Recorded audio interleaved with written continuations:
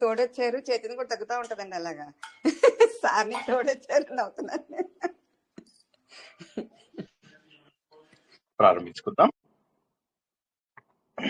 అంతరాయ తిమిరోపశాంతయే శాంత పావనమచింత్య వైభవం తం నరం వపుషి కుంజరం ముఖే మన్మహే కిమపి తుందిలం మహః వసుదేవసుతం దేవం కంసచానూరమర్ధనం దేవకీ పరమానందం కృష్ణో వందే జగద్గురుం. జననీ జన్మభూమిశ్చ స్వర్గాదపి గరీయసి. మాతృదేవో భవ. భగవద్బంధువులకు, ఆత్మస్వరూపులకు, సత్యాన్వేషులకు స్వాగతం, సుస్వాగతం. యక్ష ప్రశ్నలు ప్రతి గృహస్థు ఖచ్చితంగా తెలుసుకోవలసినటువంటి జీవిత ధర్మాల గురించి తెలియజేస్తూ ఉంటుంది. ఎన్నో క్లాసులు చెప్పుకున్నాం ఆల్రెడీ, 17-18 క్లాసుల పైన యక్ష ప్రశ్నల లోపల. వాటి క్విజ్ గురించి ఆల్రెడీ ఒక క్వశ్చన్ పేపర్ పంపించడం జరిగింది. నేను ఫాలో అవుతున్న చిన్న పుస్తకాన్ని PDF కూడా పంపించడం జరిగింది. అక్కడక్కడ చిన్న ప్రింటింగ్ మిస్టేక్స్ ఉన్నాయి, కంగారు పడద్దు. ఇదిగాక ఈనాడు పేపర్లో కూడా ఒకసారి ఇచ్చినటువంటివి పంపించాను. జస్ట్ ఒక గ్లాన్స్ ఇవ్వండి, అన్ని అర్థమైపోతాయి. మనం ఏం చేద్దామంటే, ముందు నేను క్విక్ గా ఇప్పటి వరకు చెప్పుకున్నవన్నీ కూడా ఏదైతే పుస్తకం మీకు పంపించానో ఆ పుస్తకం ఆధారంగా చెప్పడానికి ప్రయత్నం చేస్తాను. ఓకేనా? తర్వాత తత్వం మీరు వీడియోలలో చాలా డీటెయిల్ గా విన్నారు. ఇంపార్టెంట్ అయిన చోట మనం ఆపుకుని చెప్పుకుందాం. ఓకేనా? మొట్టమొదటగా యక్షుడు ధర్మరాజును అడిగినటువంటిది ఏంటంటే, ఎవరు సూర్యుడిని ఉదయింపజేస్తున్నారు, ఎవరు సూర్యుడు చుట్టూ తిరుగుతున్నారు, సూర్యుడు ఎలా అస్తమిస్తున్నాడు, సూర్యుడు ఎక్కడ, ఆయన ఇల్లేది, ఎక్కడ స్థిరంగా ఉన్నాడు, ఆయన ఇల్లేది. దీనికి జవాబు ఏంటంటే, సూర్యుడు అనేటటువంటి దాన్ని ముందు మనము డెఫినేషన్ చాలా డీటెయిల్ గా చాలా అద్భుతంగా తెలుసుకున్నాం. సూర్యుడు అంటే ఒక శక్తి కాదు. మనకు మెయిన్ గుర్తుంచుకోవాలంటే, సూర్యుడు అంటే ఈ శక్తి, వెలుతురిచ్చే శక్తి అంటే అది కాదు. సూర్యుడు అనేటటువంటిది నెలకు మనకు అందేటటువంటి ఒక విచిత్రమైనటువంటి డిఫరెంట్ శక్తి. ఒక నెలలో మనకు ఎక్కువగా అందుతుంది, ఒక నెలలో తక్కువగా అందుతుంది. ఈ సూర్యుడి శక్తి అనేక రకాలుగా మనకు తెలుస్తుంది. సవితృ మండలం అంటాం. సవితృ మండలము అంటే ఏంటి, ఎవరైనా చెప్పగలరా? సవిత్ర అంటే ఏంటో తెలుసా? సవిత్ర అంటే సూర్యుడిని ఉదయింపజేసే ప్రేరణ, ఉదయించడానికి ప్రేరణ కలిగించేది. Very good. అందుకోసమే మనం ఏం చేస్తామంటే, ఈ గాయత్రి మంత్రం లోపల సవితా దేవత అంటాం. ఆ ప్రేరణ ఏదైతే ఉందో అది సవితా దేవత. ఎందుకోసం మనం అది ఉపయోగించుకుంటామంటే, మన లోపల కూడా ఆ ప్రేరణ రావాలి. ఆదిత్య హృదయం గాని, తర్వాత మనకు ఈ గాయత్రి మంత్రం గాని, వీటన్నిటిలో ఏంటంటే భగవంతుల్లో ఉన్న శక్తి మనకు ప్రేరణ కలిగించి జ్ఞానం వైపు మనల్ని తీసుకెళ్ళాలి. మనం ప్రతి ప్రవచనంలో కూడా జ్ఞానం చాలా గొప్పది అని చెప్పేసి తెలుసుకుంటున్నాం. ఆ జ్ఞానానికి సంబంధించినటువంటి మండలం ఏదైతే ఉందో అది సవితృ మండలం. ఆదిత్యుడికి ప్రేరణ కలిగించి ఆయనను కదిలించేది. మిత్రుడు అనేవాడు సరే మనందరికీ తెలిసినట్టుగా ఆయన కాంతిని మనందరికీ అందేలాగా చేసేవాడని. వరుణుడు అంటేనేమో నియమాలు అందించేవాడు. నియమాలు అంటే ఏంటి? Rules and regulations. ఎలా వెళ్ళాలి, ఎక్కడికి వెళ్ళాలి అంటే ఏంటంటే మెయిన్ ధర్మం ప్రకారం ఏ నెలలో ఎలా ఉండాలి, ఏ నెలలో ఎక్కువ ఉండాలి, ఏ నెలలో తక్కువ ఉండాలి, ఇవన్నీ డిసైడ్ చేసేటటువంటిది వరుణుడు. వరుణుడు అంటే ఈ వరుణుడు మళ్ళీ ఆయనతో కన్ఫ్యూజ్ అవ్వకూడదు. ఏది వర్షం కురిపించే వరుణుడితో కన్ఫ్యూజ్ అవ్వకూడదు. సూర్యుడి యొక్క రూపాలే మూడు కూడాను. అసలు సవిత్రుడే లేకపోతే నీకు స్టార్టింగ్ పాయింటే లేదు, మిత్రుడే లేకపోతే నీకు అసలు వెలుతురే రాదు, వరుణుడే లేకపోతే సూర్యుడు మధ్య లోపల బబ్బుంటాను కొద్దిసేపు అని చెప్పేసి పడుకుంటాడు. అంటే ఒక రూల్స్ అండ్ రెగ్యులేషన్స్ ఏవైతే మనం చెప్పుకుంటామో ఆ రూల్స్ అండ్ రెగ్యులేషన్స్ అన్ని కూడా మనకు వరుణుడి ద్వారా వస్తాయి. అంటే సూర్యుడి లోపల ఏదైతే ప్రేరేపణ ఉదయించేటటువంటి శక్తి ఏదైతే ఉందో అది మనం సవిత్ర అని చెప్పుకున్నాము. సూర్యుడి యొక్క కాంతి మనకందరికీ కూడా మిత్రుడు లాగా పనిచేస్తేనేమో దాన్ని మిత్ర అని చెప్పుకున్నాము. నియమం, ఎలా వెళ్ళాలి, ధర్మబద్ధంగా ఎలా ఉండాలి, రాత్రికి ఎలా ఉండాలి, ఎక్కడికి వెళ్ళాలి, పగల సమయానికి ఎలా ఉండాలి, అంటే ఈ 6 months ఇక్కడ ఉండాలి, ఈ 6 months ఇక్కడ ఉంటాడు, ఇలాగా సూర్యుడు ఎక్కడ ఎక్కువ సేపు ఉంటాడు, ఎక్కడ తక్కువ సేపు ఉంటాడు, ఈ నియమాలన్నీ ఇచ్చేటటువంటి వాడిని వరుణుడు అంటాము. అంటే ఒక ధర్మం, ఒక క్రమ పద్ధతి లోపల ఒక సిస్టమేటిక్ గా పెట్టేవాడు. కాంతి ఇస్తే ఇప్పుడు ఉదాహరణకి ఈ లైట్ ఉంది, ఈ లైట్ నేను ఎన్నింటికి వేసుకుంటాను? రాత్రి 8 అయిన తర్వాత వేసుకుంటాను అనుకుందాం ఉదాహరణకి. అది నియమం అన్నమాట. చలికాలం ఉందనుకో, చలికాలం ఉంటే 6కే వేసుకుంటాను, అది నియమం. అది చేసేవాడు వరుణుడు. ఆ లైట్ వచ్చేది ఏదైతే ఉందో దాన్ని మిత్రుడు అంటారు. ఈ లైట్ రావడానికి కారణమైనటువంటి ఎలక్ట్రిసిటీ ఏదైతే ఉందో దాన్ని సవిత్రుడు అంటారు. క్లియర్ గా ఉందా? అందరికి అర్థమైందా ఈ ప్రశ్న? హలో, అర్థమైంది సార్. అందరూ మంచి నిద్రకు సార్. ఇవాళ ఎప్పటికంటే నిద్ర ఎక్కువ ఎక్కడ నిద్ర సార్? లేదు ఇదే సార్, టెన్షన్ లో అసలు మీరు ఉన్నాము. ఆడబోడిస్తున్నారు సార్. వీడియోల మీద వీడియోలు చూసుకుంటూ మీ ఎక్స్పీరియన్స్ అన్ని చూసుకుంటూ బాగుంది సార్ ఈ 3 రోజుల ప్రయాణం. అనుకుంటున్నాం సార్. అప్పుడే సార్ చెప్పినప్పుడు వెంట వీడియోలు చూసి రాసుకుంటే బాగుండేది, తెలివి తక్కువ పని చేసామని. వండర్ఫుల్. కాబట్టి సూర్యుడిని ఎవరు ఉదయింపజేస్తున్నారు? ఇప్పుడు ఇక్కడ మెయిన్ ఏంటంటే సూర్యుడిని ఎవరు ఉదయింపజేస్తారు? ఈ ప్రకృతి లోపల ఒక బ్రహ్మ అనేటటువంటి ఒక శక్తి ఉంది. బ్రహ్మ అంటే ఎవరు? 4 ముఖాల బ్రహ్మ కాకుండా పరబ్రహ్మ అన్నమాట. ఈ పరబ్రహ్మ యొక్క నియమాల వల్ల సూర్యుడు ఉదయిస్తున్నాడు. ఈ సూర్యుడు చుట్టూ తిరుగుతున్నది ఎవరు? మన రకరకాల గ్రహాల లోపల ఉన్నటువంటి అనేక మంది దేవతలు తిరుగుతున్నారు. దేవతలు ఎందుకు తిరుగుతున్నారు? ఆయన లేకపోతే నీకు వాయుదేవుడు, వరుణదేవుడు, అగ్నిదేవుడు వీరందరూ కూడా వారి వారి శక్తిని మనకు చూపించలేరు. కాబట్టి ఆ దేవతలందరూ మరి వారి వల్లనే చంద్రుడు మళ్ళీ విత్తనాలు ఇవన్నీ కూడా మన ప్రకృతిలో కనిపించేటటువంటి ప్రతి దేవత కూడా సూర్యుడి పైన ఆధారపడుతున్న వాళ్ళే. కాబట్టి ఆ సూర్యుడి పైన ఆధారపడుతున్న వాళ్ళు ఎవరు? ఆయన చుట్టూ తిరుగుతున్నది ఎవరు అంటే దేవతలు. తర్వాత సూర్యుడిని ఎవరు అస్తమింపజేస్తున్నారు అంటే అగైన్ ఆ ధర్మము సత్యము అనేది ఏదైతే ఉందో ఒక నియమము ఏదైతే ఉందో ఆ నియమము అతన్ని నిలకడగా ఉంచుతోంది. ఆ ధర్మం ఏదైతే ఉందో ఆ ధర్మము అతన్ని అస్తమింపజేస్తోంది.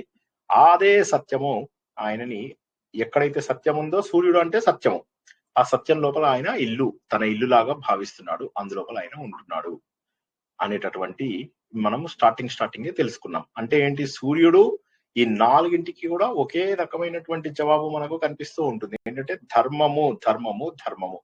బ్రహ్మ, సూర్యుడి యొక్క శక్తికి కారణమైనటువంటిది బ్రహ్మ. ఆ బ్రహ్మ నుంచి వచ్చినటువంటి ధర్మం వల్ల ఆయన అస్తమింపజేస్తున్నాడు. సూర్యుడు సత్యము, సూర్యుడు నిత్యము అనేటటువంటిది ఆయన ఇల్లు. సూర్యుని చుట్టూ తిరుగుతున్నటువంటి వాళ్ళు దేవతలు. బ్రహ్మముకు ధర్మమునకు తేడా ఏంటో చెప్పగలరా? ఎవరైనా ట్రై చేయగలరా? బ్రహ్మము, ధర్మము, సత్యము, ఈ మూడిటికి ఎవరైనా తేడా చెప్పగలరా? ధర్మము అంటే మనం ఆచరించేది, ఆచరించి చూపించేది. సత్యం అంటే పాటించేది. సత్యము పాటించేది. ధర్మం అనేటటువంటిది ఏదైతే ఉందో దాని సహజ లక్షణమును ధర్మం అంటారు. సహజ లక్షణమే ధర్మం. తర్వాత బ్రహ్మం అనేది ఏదైతే ఉందో ఈ సృష్టి మొత్తానికి కూడా మూలమైన దాన్ని బ్రహ్మం అంటారు. అంటే పరబ్రహ్మ అనే ప్రకృతి యొక్క ఉల్లంఘించలేని శాసనం అని చెప్పారు. అదేనా ధర్మం? కరెక్ట్, అదే ధర్మం. కరెక్ట్, అదే ధర్మం. ప్రకృతి యొక్క ఉల్లంఘించలేని శాసనమునే ధర్మం అంటారు. దాన్ని పాటించేదాన్ని సత్యం అంటారు. అంటే ఋతము సత్యం అన్నమాట. ఋతం అంటే ఏంటి? ఒక నియమం. ఇప్పుడు ఈ ఋతం అనేటటువంటి పదం మనకి ఎక్కడ ఉంటుంది? కేవలం వేదాలలో మాత్రమే ఉంటుంది, మనకు పురాణాలలో వాటి లోపల ఉండదు. ఋతం అనేటటువంటిది ఏంటి? సత్యమే. ఋతం అన్నా కూడా సత్యమే. అయితే ఋతానికి సత్యానికి మైనర్ డిఫరెన్స్ ఏంటంటే ఋతం అనేటటువంటిది ఏంటంటే ధర్మశాస్త్రాలలో ఉన్నటువంటి మెయిన్ ట్రూత్. దాన్ని మనం పాటించినప్పుడు అది సత్యం అంటాం. సూర్యుడు ఉదయించాలి, అది ధర్మం, అది ఋతం. సూర్యుడు ఉదయిస్తున్నాడు, మనకు కనిపిస్తున్నాడు కదా ఆచరణ రూపం లోపల, అది సత్యం. తర్వాత వాడుక భాషలో చెప్పాలి అంటే ఋతం అంటే ఏంటంటే ఎస్టాబ్లిష్డ్ ట్రూత్. సత్యం అంటే ఏంటంటే, జాగ్రత్తగా వినండి ప్లీజ్ గట్టిగా పట్టుకుంటారా చెయ్యి. ఋతము అంటే ఎస్టాబ్లిష్డ్ ట్రూత్, అంటే ఆల్రెడీ ఉన్నటువంటిది, దాన్ని ఎవరు ఎప్పుడూ మార్చలేనటువంటిది. సత్యము అంటే ఏంటంటే నాకు ఉన్న ఇన్ఫర్మేషన్ ద్వారా, జాగ్రత్తగా వినండి, అవైలబుల్ ఇన్ఫర్మేషన్ ద్వారా నేను ఏదైతే సత్యమని నమ్ముతానో అది. అసలు డెఫినేషన్ ఏంటి? ఋతం అంటేనేమో ఒక ధర్మము, ఆ ధర్మం ఏదైతే ఉందో అది ప్రకృతి నియమము, అది ఇంకెప్పటికీ మారదు, అది ఋతం. దానిని మనం ఆచరణలలో అంటే దాన్ని అర్థం చేసుకుని దాన్ని మనం మనోవాక్కాయాల ద్వారా, త్రికరణాల ద్వారా మనం ఆచరించినప్పుడు దాన్ని సత్యాన్ని నేను చేస్తున్నాను. అయితే సత్యం అంటే ఏంటి? నాకు వచ్చిన అవగాహన ద్వారా నేను పాటించేది. ఇప్పుడు ఉదాహరణకి నేనేమంటానంటే, అందరూ జ్ఞానం కోసం అన్నం తినండి అన్నాను. జ్ఞానము అన్నము రెండు ఒకటే అని చెప్పాను నేను ఉదాహరణకి. అందరూ ఏం చేశారు, జ్ఞానముని వేరు అన్నముని. ఇప్పుడు ఉదాహరణకి నేను సినిమాలు చెప్తే బెటర్, మీకు సినిమాలు ఈజీగా అర్థమవుతాయి. నేను అంటాను లలిత కళలు అని అన్నాను అనమాట. లలిత కళలు అంటే ఏంటి? లలిత కళలు అంటే మన ఫైన్ ఆర్ట్స్, ఇవన్నీ చక్కటివి. అయితే మీరు శ్రీనివాస్ స్టూడెంట్స్ ఎలా అర్థం చేసుకుంటారు? లలిత కళ ఇద్దరు వేరు వేరు అమ్మాయిలు అని చెప్పేసి అర్థం చేసుకుంటారు. అర్థం చేసుకుని ఏం చేస్తారు, అప్పుడు ఇద్దరు అమ్మాయిలను వెతుకుతారు, ఎందుకంటే వాళ్ళకి అర్థమైనటువంటిది అది సత్యం. సో ఋతమునకు ఈ సత్యమునకు తేడా ఉంటుందా? ఉంటుంది. ఋతమును సరిగ్గా అర్థం చేసుకోనప్పుడు మనము ఆచరించేటప్పుడు వేరవుతుంది, అది సత్యం. ఇప్పుడు ప్రశ్న అడిగి ఏమన్నా ఉంటే అడిగి, ఎవరో మధ్యలో మాట్లాడుతుండే నేను ఆపాను. చెప్పండి ప్రశ్న ఏంటి? ఎవరికైనా ప్రశ్న ఉందా? మధ్యలో ఎవరో ప్రశ్న అడిగినట్టుగా అనిపించింది నాకు. అంటే ఋతం అంటే ధర్మం, ధర్మం కిందకే వస్తుందా సార్? ఎస్టాబ్లిష్డ్ ఫ్యాక్ట్ అంటే ఒక ఒక ఒక ఒక ఫ్యాక్ట్ అంటే ఏంటి? అది ఉందంతే. ఇంకా అది ఇప్పుడు సూర్యుడు ఎక్కడ ఉన్నాడు అంటే ఉన్నాడు. అయితే ఇప్పుడు ఉదాహరణకి నేను మీకు ఒక మంచి ఉదాహరణ చెప్తా.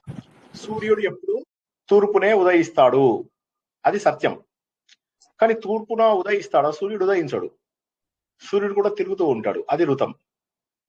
సూర్యుడు ఉదయిస్తాడు అనేది మాత్రమే ఋతము.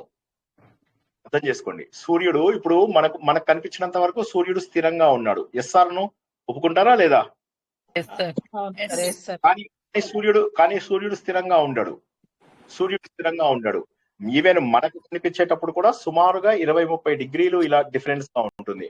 అందుకే మనం చూసినప్పుడు ఎండాకాలంలో సూర్యుడు వేరే రకంగా ఉంటాడు, చలికాలంలో సూర్యుడు వేరే రకంగా కొంత యాంగిల్ గా ఉంటుంది.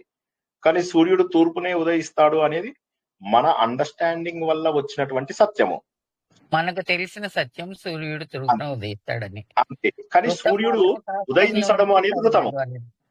ధర్మం ఆధారంగా ఏదైతే ఎస్టాబ్లిష్డ్ ఫ్యాక్ట్ ఉన్నదో దానిని ఋతము అంటాము. ఏదైతే మన అవగాహన ద్వారా ఆచరణలో పెడతామో దాన్ని సత్యము అంటాము. సత్యము ఋతము ఒకటేనా? ఒకటే. కానీ సత్యంకి ఋతంకి తేడా ఉందా? ఉంది. ఏమిటా తేడా? మన అవగాహన వల్ల మారచ్చు. లలిత కళలు, లలిత కళ. అహల్య అమాయకురాలు. ఎంతమంది అమ్మాయిలండి అక్కడ? ఇద్దరు అని అనుకోవచ్చు, ఒకళ్ళు అని అనుకోవచ్చు. కాదు, అహల్య అమాయకురాలు, ఇద్దరు అమ్మాయిలను తీసుకోవాలి మనం. కాదు సార్, ఇప్పుడు సూర్యుడు ఎప్పటికీ అలానే స్థిరంగా ఉంటాడు అనేది ఋతము. మన భూమి భ్రమణం వల్ల సూర్యుడు ఉదయిస్తాడు అస్తమిస్తాడు అనటము సత్యము అనొచ్చా సార్? అంతేనా సార్? అనొచ్చు. కరెక్ట్. అది కూడా ఒక మంచి ఫ్యాక్ట్. అంటే మన అవగాహన ద్వారా మనము చెప్పుకునేటటువంటి దాన్ని సత్యము అంటాము. కానీ ఏదైతే already established fact that cannot be changed, ఏదైతే మార్పు చెందనటువంటిది ఉందో అది ఋతం. ఇంకా అది మారదు, ఎందుకంటే అది ధర్మాన్ని ఆధారంగా చేసుకున్నది కాబట్టి అది మారదు. మరి మనకి తూర్పును ఉదయిస్తాడు అని అంటామండి. కానీ పడమర దేశాలకు వచ్చేసి అది వేరే ఉదయిస్తాడు.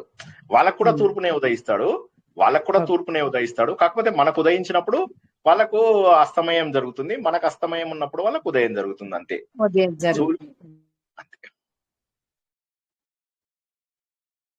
ఓకేనా? క్లియర్? ఫస్ట్ క్వశ్చన్ చాలా ఇంపార్టెంట్. ఇది తత్వ రూపంలో అడుగుతాను నేను. కేవలం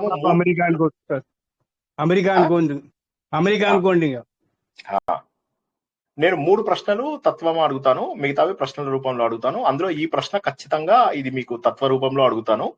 ఇందులోపల మీరు గుర్తుంచుకోవాల్సినవి ఏంటంటే 12 నెలలకి 12 సూర్యులు ఉంటారు కదా, వాళ్ళ పేర్లు అవి చెప్పచ్చు. తర్వాత ఈ పేర్లు కూడా మళ్ళీ మనకు పద్ధతి ప్రకారం మారుతూ ఉంటాయి. 12 నెలల పేర్లతోటి మారుతాయి, 12 శక్తుల రూపాలలో కూడా మారుతూ ఉంటాయి. సో అవి చెప్పండి సార్. నాకు నోటికి లేవు, మీరు నోటికి లేవు. మరి మీరు అడిగితే మీరు చెప్పింది రాసుకున్నాం సార్. అందులో మీరు చెప్పిన దానికి గూగుల్లో చూసిన దానికి కొంచెం తేడా ఉన్నాయి సార్. అవి నెలల ఆధారంగా ఉండవు. అయితే అవి నెలల ఆధారంగా ఉండవు. నెలల ఆధారంగానే పెట్టారు సార్ వాళ్ళు కూడా. చిన్న తేడా ఉండొచ్చేమో. అంటే జనరల్ గా ఏంటంటే మీకు ధాత అలా ఇలా స్టార్ట్ అయ్యేవి కొన్ని ఉంటాయి.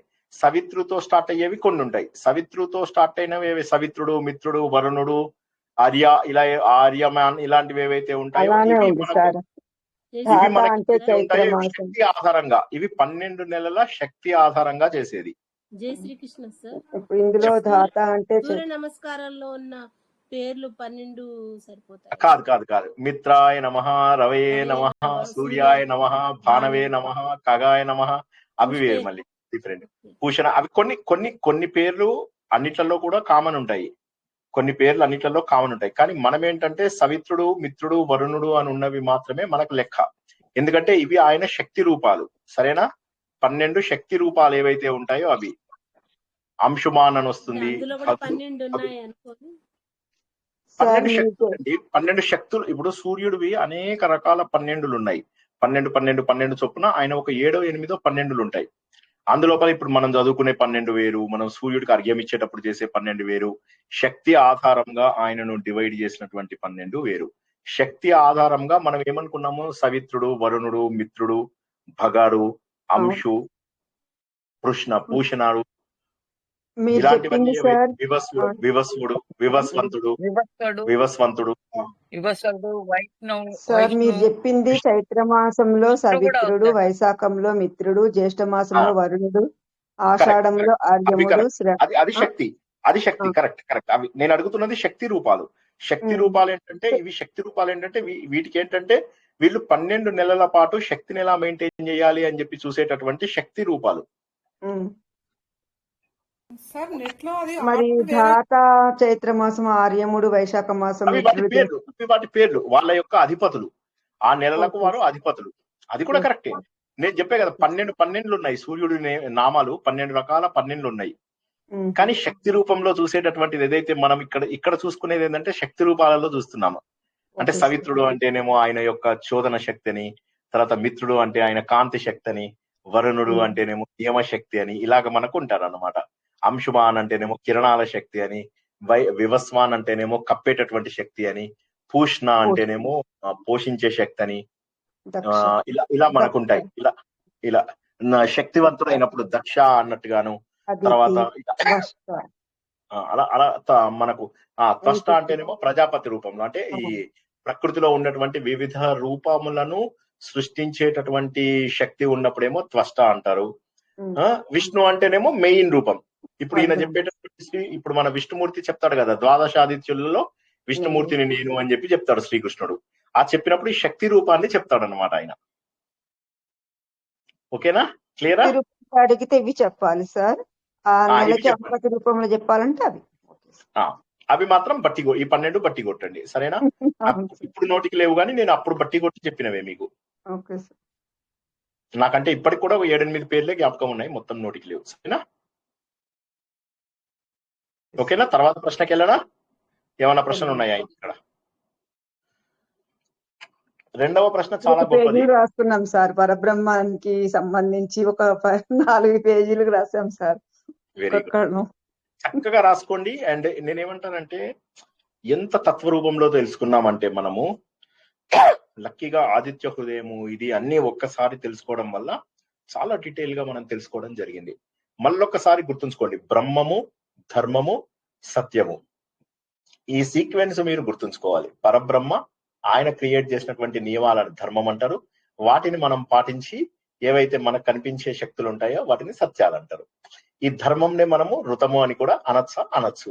పరబ్రహ్మని ఏమనొచ్చు? పరాశక్తి అనొచ్చు. మూల చైతన్యం అనొచ్చు. అలా గుర్తుంచుకుంటే మీకు సులువు అవుతుంది అన్నమాట ఏదైనా కూడా. ఎందుకంటే పరబ్రహ్మ యొక్క రూపమే మనం అన్నిట్లలో తెలుసుకుంటూ ఉంటాం. అయితే ఎప్పుడైతే మనకు విగ్రహ రూపం లోపల పూజించాలి, అర్చారూపం లోపల పూజించాలి అన్నప్పుడు అనేక రకాల దేవతలు వస్తారు. అనేక రకాల అర్చారూపం అనేసరికి ఏంటంటే మీకు దేవుడి యొక్క విగ్రహ రూపంలో పూజించడానికి కొందరు 100,000 మంది అవతారాల రూపంలో చూస్తాం. కానీ మెయిన్ దేవుడి యొక్క రూపాలు ఏవైతే ఉన్నాయో అవి 6 మాత్రమే. చెప్పండి, ఎన్ని దేవుడి యొక్క రూపాలు? 6 చెప్పండి. విష్ణు, శివుడు, చెప్పండి, శక్తి, సూర్య, సూర్యుడు, గణపతి, సుబ్రహ్మణ్యం. ఇవి 6 మాత్రమే మెయిన్ భగవంతుడి యొక్క పరబ్రహ్మ యొక్క కనిపించే రూపాలు. వీటి అర్చా రూపాలుగా మీకు అనేక రూపాలు. ఇప్పుడు వెంకటేశ్వర స్వామి ఉన్నాడు, వెంకటేశ్వర స్వామి తర్వాత అయ్యప్ప స్వామి, వీళ్ళందరూ అర్చా రూపాలు అన్నమాట. మనకు అర్థమవుతుందా? వీళ్ళందరూ మనకు పురాణాలలో వాటిల్లో మీకు కనిపించరు. మీరు యాక్చువల్ గా చూసుకుంటే వెంకటేశ్వర స్వామి మీకు పురాణాలలో ఎక్కడైనా దొరుకుతాడా అండి? స్కంద పురాణం వదిలేయండి, మిగతా పురాణాలలో ఎక్కడైనా దొరుకుతాడా? దొరకడు. అవునా కదా? Yes or no? ఎందుకంటే విష్ణుమూర్తి అంటే పురాణం, భాగవత పురాణం. అవునా కదా? మెయిన్ భాగవత పురాణం, విష్ణు పురాణం. భాగవత పురాణంలోనూ వెంకటేశ్వర స్వామి ఉన్నాడు, విష్ణు పురాణంలోనూ వెంకటేశ్వర స్వామి ఉన్నాడు. అంటే ఏంటి? అర్చారూపములుగా అనేక రూపాలలో మనకు దేవుళ్ళు కనిపిస్తుంటారు. అర్చారూపం అంటే ఏంటంటే మనకు విగ్రహ రూపంలో ప్రాపర్ గా పూజించుకోవడానికి. ఓకేనా? కానీ మెయిన్ దేవుళ్ళు మనకు 6. అర్థమవుతుందా? మెయిన్ దేవుళ్ళు ఈ చెప్పినటువంటి మహానుభావుడి యొక్క జయంతి ఈ రోజు. అందరికీ కూడా ఆ జయంతి, ఆయన శంకరాచార్య యొక్క జయంతి శుభాకాంక్షలు. సో ఇక మీకు కూడా రుద్రుడు కూడా కదా? రుద్రుడు లేడమ్మా. శివుడు అంటేనే ఇది శివకేశవులు ఎవరింకా? శక్తిమాత,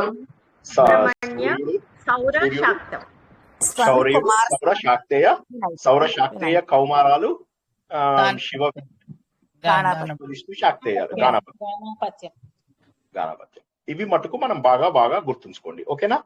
ఇక నెక్స్ట్, శ్రోత్రియుడు ఎప్పుడైతాడు? బ్రహ్మవేత్త ఎప్పుడవుతాడు? తర్వాత ప్రశ్న చూసుకున్నట్లయితే బ్రహ్మవేత్త ఎప్పుడైతాడు? మీరు నేను ఇచ్చినటువంటి బుక్ ను ఓపెన్ చేసి చూసుకోండి. నేను ఒక PDF పెట్టాను ఇవాళ మీకోసం అని చెప్పి. నేను పాటించేటటువంటి బుక్ ఇది. ఒక్క బుక్ మాత్రమే నేను యాజ్ ఇట్ ఈజ్ గా వ్యాసుడి బుక్ లో ఉన్నది అన్నమాట. అందుకని చెప్పేసి నేను ఇది ఫాలో అవుతున్నాను. వ్యాసుడి బుక్ లో ప్రింట్ అంత చిన్నగా ఉంది, అందుకని చెప్పి ఇది ఫాలో అవుతున్నాను అన్నమాట నేను. సరేనా? ఈ బుక్ ఇదే ప్రింట్. నేను మిగతా ప్రశ్నలు కూడా పంపిస్తాను. మిగతా ఇప్పుడే పంపిస్తే కన్ఫ్యూజ్ అవుతారని పంపించలేదు. ఈ ప్రశ్నలు ఇలాగే చూసుకోండి. మధ్యలో ప్రింటింగ్ మిస్టేక్స్ ఉన్న దగ్గర నేను చెప్తాను. సరేనా? మీకు కూడా అర్థం కాకపోతే అడగండి, మొహమాటం లేదు. ఇంకా 4 రోజులు టైం ఉంది. కానీ చాలా బాగా చెప్పండి. ప్రశ్నలు మాత్రము చాలా చక్కగా అర్థం చేసుకుని గుండెలు నిండుగా చెప్పండి.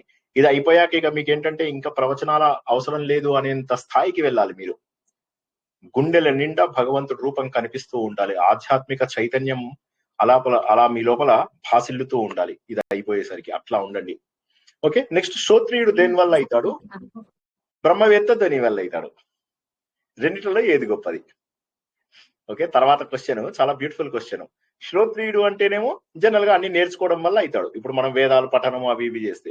అయితే బ్రహ్మత్వాన్ని మాత్రము ఇవన్నీ తెలుసుకున్నాక చక్కటి తపస్సు చేయడం వల్ల అవుతాడు ఒక వ్యక్తి. సో శ్రోత్రియుడు వేరు, బ్రహ్మవేత్త వేరు.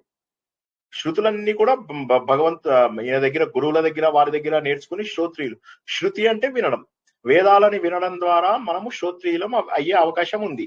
అయితే వీటిని మనం మననం చేస్తూ, నిధిధ్యాసనం చేస్తూ, తపస్సు ఏదైతే చేస్తామో, తపస్సు అంటే తపించడము, ఆ తపించడం ఏదైతే చేస్తామో అప్పుడు మనం బ్రహ్మవేత్తం అవుతాం. బ్రహ్మవేత్తలము అంటే ఏంది? వేత్త అంటే తెలుసుకోవడము, వేత్తి అంటే తెలుసుకోవడం, వేదము అంటే తెలుసుకోవడం, విద్య అంటే తెలుసుకోవడము, విద్య అంటే తెలుసుకోవడము, వేదము అంటే తెలుసుకోవడము. అవునా? జ్ఞానము, వేదము తెలుసుకోవడం. ఆ వేత్తి. బ్రహ్మవేత్తులు అంటే బ్రహ్మవాదిని, బ్రహ్మవేత్తులు ఇవన్నీ చెప్తారు కదా. వాద, వేది, ఇవన్నీ కూడా ఒకే ధాతువు నుంచి వచ్చినవి. దాని అర్థం ఏంటి అంటే తెలుసుకున్న వాళ్ళు, బ్రహ్మని తెలుసుకున్న వాళ్ళు అవుతారు. శ్రోత్రియులు ఏంటంటే విని మంచి గొప్ప వాళ్ళు అవుతారు. చక్కగా ఇప్పుడు మీరు గురువు గారి దగ్గర కావచ్చు, మీరు సొంతగా నేర్చుకోవడం వల్ల కావచ్చు, భగవంతుడి దయ వల్ల కావచ్చు, నేర్చుకుంటే శ్రోత్రియులు అవుతారు. కానీ దాన్ని మీరు ఆచరణలో పెట్టి భగవంతుడికి దగ్గర అయ్యి భగవంతుడి గురించి ఎప్పుడైతే తెలుసుకుంటారో బ్రహ్మవేత్తులు బ్రహ్మమే అవుతారు. అంటే భగవంతుడి గురించి తెలుసుకున్న వాళ్ళు భగవంతుళ్ళు అయిపోతారు. ఒక్కసారి ఆపుతాను, అర్థం కాని వాళ్ళు అడుగుతారా? బ్రహ్మ అంటే తెలుసుకోవడం, శ్రోత్రం అంటే నేర్చుకోవడమా మేడం సార్? శ్రోత్రియం కూడా వేదాలన్నీ నేర్చుకోవడం. వేదాలలో ఉన్న ప్రతి విషయం మీకు తెలిసిపోయింది. కానీ బ్రహ్మ యొక్క అనుభవం కలగాలి అంటే బ్రహ్మ గురించి పూర్తిగా తెలియాలి. ఇప్పుడు మీకు వేదాలలో ఉన్న విషయాలన్నీ తెలిసాయి. తెలిసినప్పటికీ కూడా ఇంకా ఏదో చిన్న పాయింట్ మిస్ అవుతుంది. ఇప్పుడు యు ఆర్ ఆల్రెడీ దేర్, చిన్న పాయింట్ మిస్ అవుతుంది. అదేంటంటే బ్రహ్మము యొక్క సంపూర్ణ స్వరూపం తెలుసుకోవాలి. ఆ బ్రహ్మ యొక్క సంపూర్ణ స్వరూపం ఏంటి అంటే నేనే. అది తెలుసుకున్న మరుక్షణము నేను బ్రహ్మనైపోతాను. బ్రహ్మని తెలుసుకున్న వాళ్ళు బ్రహ్మములే అవుతారు. మోక్షం అంటే ఏంటో తెలుసుకున్న వాళ్ళు మోక్ష స్వరూపులు అయిపోతారు. అంటే నేనే దేవుడిని, నాలో ఉన్నటువంటిది ఇంకా మరేది కాదు, భగవంతుడి యొక్క చైతన్యమే, నాలో ఎలక్ట్రిసిటీ మాత్రమే ఉంది, మిగతావన్నీ కూడా అశాశ్వతమైనటువంటి వస్తువులే నా లోపల ఉన్నాయి, నా లోపల ఉన్నటువంటిది భగవంతుడి చైతన్యమే అని తెలుసుకోవడమే బ్రహ్మవేత్తులు. అది బ్రహ్మమును తెలుసుకోవడము. అది ఎక్కడి నుంచి వస్తుంది అంటే తపించడం వల్ల వస్తుంది, అనగా చక్కటి వైరాగ్య సాధన వల్ల వస్తుంది. ఇప్పుడు అడగండి, ప్రశ్న అడగండి. బ్రహ్మాస్మి అని అది తెలుసుకోవడం అనుభవపూర్వకంగా తెలుసుకోవడం, అల్టిమేట్ గోల్ అంతే. అది బ్రహ్మవేత్త అంటే అనుభవపూర్వకంగా తెలుసుకోవడం. శ్రోత్రియుడు అంటే విన్నము, విన్నదాన్ని ఆచరణలో మనకి ఎక్స్పీరియన్స్ అవ్వడమే బ్రహ్మవే. జనరల్ గా ఏమైపోతుందంటే శ్రోత్రియులు ఒక 10% మంది బ్రహ్మవేత్తులు అవుతారు. ఎందుకోసం అంటే అదే మననం చేస్తూ చేస్తూ చేస్తూ చేస్తూ చేస్తూ చేస్తూ ఏమైపోతుందంటే వాళ్ళు బ్రహ్మమును పొందుతారు. ఆ అవకాశం ఉంది. అయితే అందరూ శ్రోత్రియులు ఆ స్థాయికి వెళ్తారా? వెళ్ళరు. ఎవరైతే అక్కడికి వెళ్ళి బాగా పట్టుబడతారో వాళ్ళు వెళ్ళిపోతారు. ఇప్పుడు అందరూ కూడా డాక్టరేట్ చేస్తారు, కానీ డాక్టరేట్ చేసిన వాళ్ళలో ఎవరికో ఒకరికి నోబెల్ ప్రైజ్ వస్తుంది. అర్థమైందా? నోబెల్ ప్రైజ్ వచ్చిన వాడిని ఏమంటాము అంటే మనం ఇక్కడ బ్రహ్మవేత్తులు అంటాము. శ్రోత్రియులు అంటే ఎవరంటే వీళ్ళందరూ డాక్టరేట్స్ వచ్చి మంచి రీసెర్చ్ చేసిన వాళ్ళందరూ కూడా ఒకటి. అలా అర్థమైందా మీకు? సరైనటువంటి సత్యాన్ని తెలుసుకోగలిగినటువంటి వాళ్ళు ఎవరైతే ఉంటారో వాళ్ళు బ్రహ్మవేత్తులు, బ్రహ్మవిధులు, బ్రహ్మవాదినులు. ఓకేనా? ఆడవాళ్ళని క్లియర్ గా అర్థమైందా? శ్రోత్రియులు, బ్రహ్మవాదినులు అన్ని అర్థమైందా? మళ్ళీ చెప్పనా? ఎవరికైనా మళ్ళీ చెప్పమంటే చెప్తాను. అర్థమైంది సార్. Very good. తర్వాత అది స్ట్రైట్ ఫార్వర్డ్ ఏంటంటే ధృతి అంటే ధైర్యంతో కలిసిన స్థిరత్వం. మా అమ్మాయి పేరు అని చెప్పాను, జ్ఞాపకం ఉందా సార్? ఆ పేరు చెప్పినప్పుడల్లా మీ ముఖం వెలిగిపోతుంది సార్ అంటారా? ఆ ధృతి అనే పేరు వచ్చినప్పుడల్లా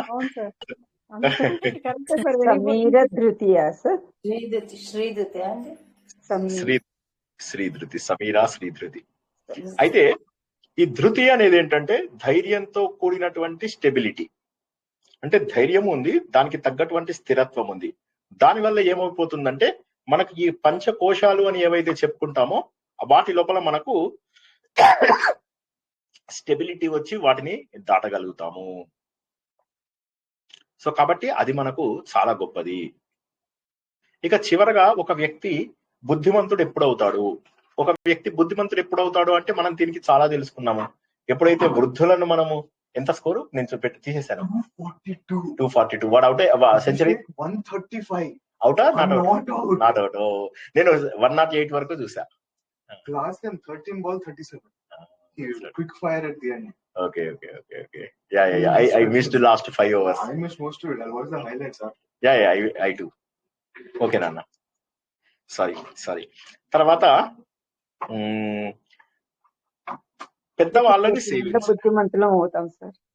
పెద్దవాళ్ళని సేవించాలి. ఎందుకు సేవించాలి అంటే ఇప్పుడు ఏమైతుందంటే జీవితం లోపల మనకు అనేక రకాల ఇది అందరూ బాగా గుర్తుంచుకోండి. పెద్దవాళ్ళని గౌరవించాలి.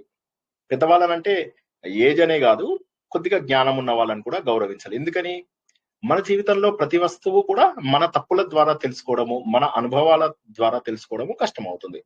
కాబట్టి ఇక్కడ ఏమంటారంటే వృద్ధులను సేవించడం ద్వారా వారి అనుభవాలలో ఉన్నటువంటివన్నీ కూడా మనం తెలుసుకుంటే మనము డౌన్ టు ఎర్త్ అవుతాము. ఎందుకు అవుతాము? ఎందుకంటే తెలుస్తుంది. నేను పొంగిపోతూ ఉంటే వాళ్ళ కొద్దిగా ఆగు పర్వాలేదు అంటారు, కుంగిపోతూ ఉంటే పర్వాలేదు ఆగు అని చెప్పేసి అంటారు. సో కాబట్టి వారిని సేవ చేయడం ద్వారా నువ్వు బుద్ధిమంతుడు అవుతావు. బుద్ధిమంతుడు అంటే ఎవరు? ఎవరైతే స్థిత ప్రజ్ఞతని సాధించగలిగేవాడో వాడే బుద్ధిమంతుడు. ఓకేనా?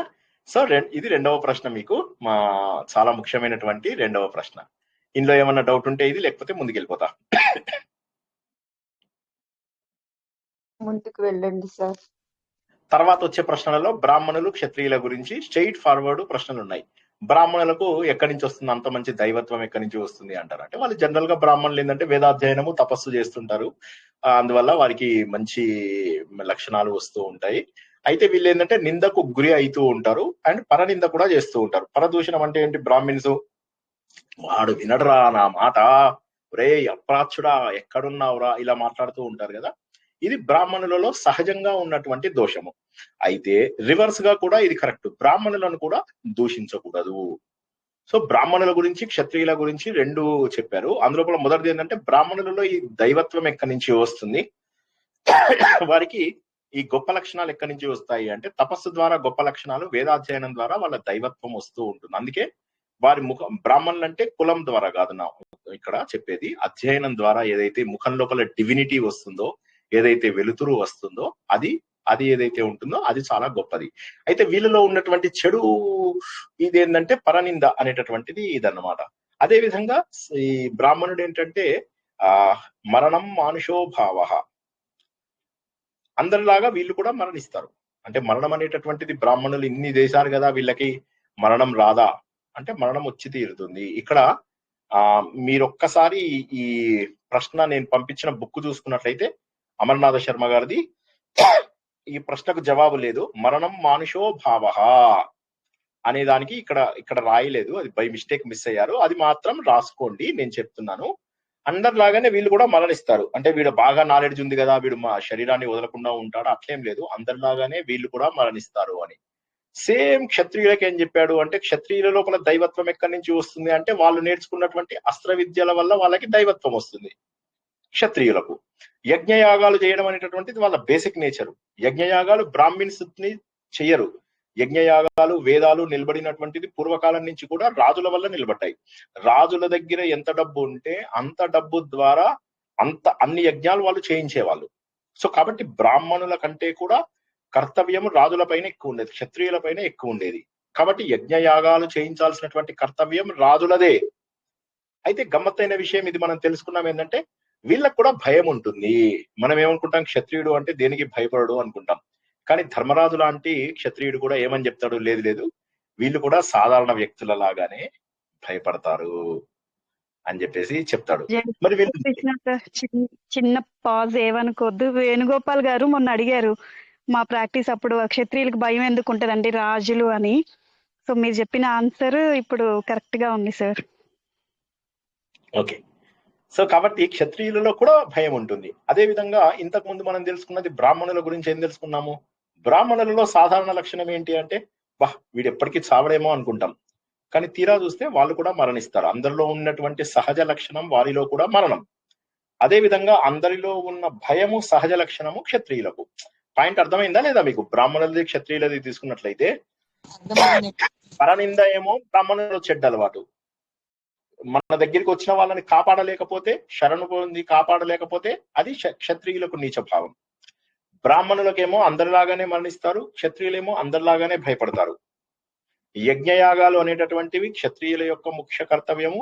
అండ్ వీళ్ళకి దైవత్వం ఎక్కడి నుంచి వస్తుంది అంటే వీళ్ళు నేర్చుకున్నటువంటి విద్యల వల్ల వస్తుంది. ఏవి? ధనుర్విద్య అవి ఇవి.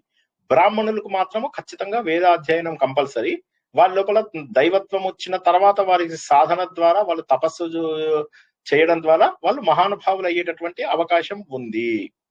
వాళ్ళు మహానుభావులు, వాళ్ళ యొక్క మంచి లక్షణము, వాళ్ళ మంచి కర్తవ్యము ఏంటంటే తపస్సు.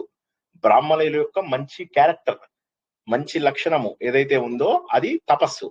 క్షత్రియుల యొక్క మంచి క్యారెక్టర్ ఏంటంటే యజ్ఞయాగాలను కాపాడడం. సో బ్రాహ్మణులను క్షత్రియులను కంపేర్ చేసుకుంటూ చెప్పినటువంటివి రెండు శ్లోకాలు. క్లియర్ అయినా కాదా? హలో సార్, మస్తు నిద్ర వస్తుంది. క్షత్రియులకి ఎందుకు ఎక్కువగా భయం ఉంటుందండి? ఎక్కువగా భయం ఉండదు, అందరిలాగా భయం ఉంటుంది. మనం చూసేమనుకుంటామంటే క్షత్రియులకు భయం ఉండదు, అబ్బా వీళ్ళకి ఏం ధైర్యం అనుకుంటాం కదా, కానీ వాళ్ళలో కూడా ఉంటుంది.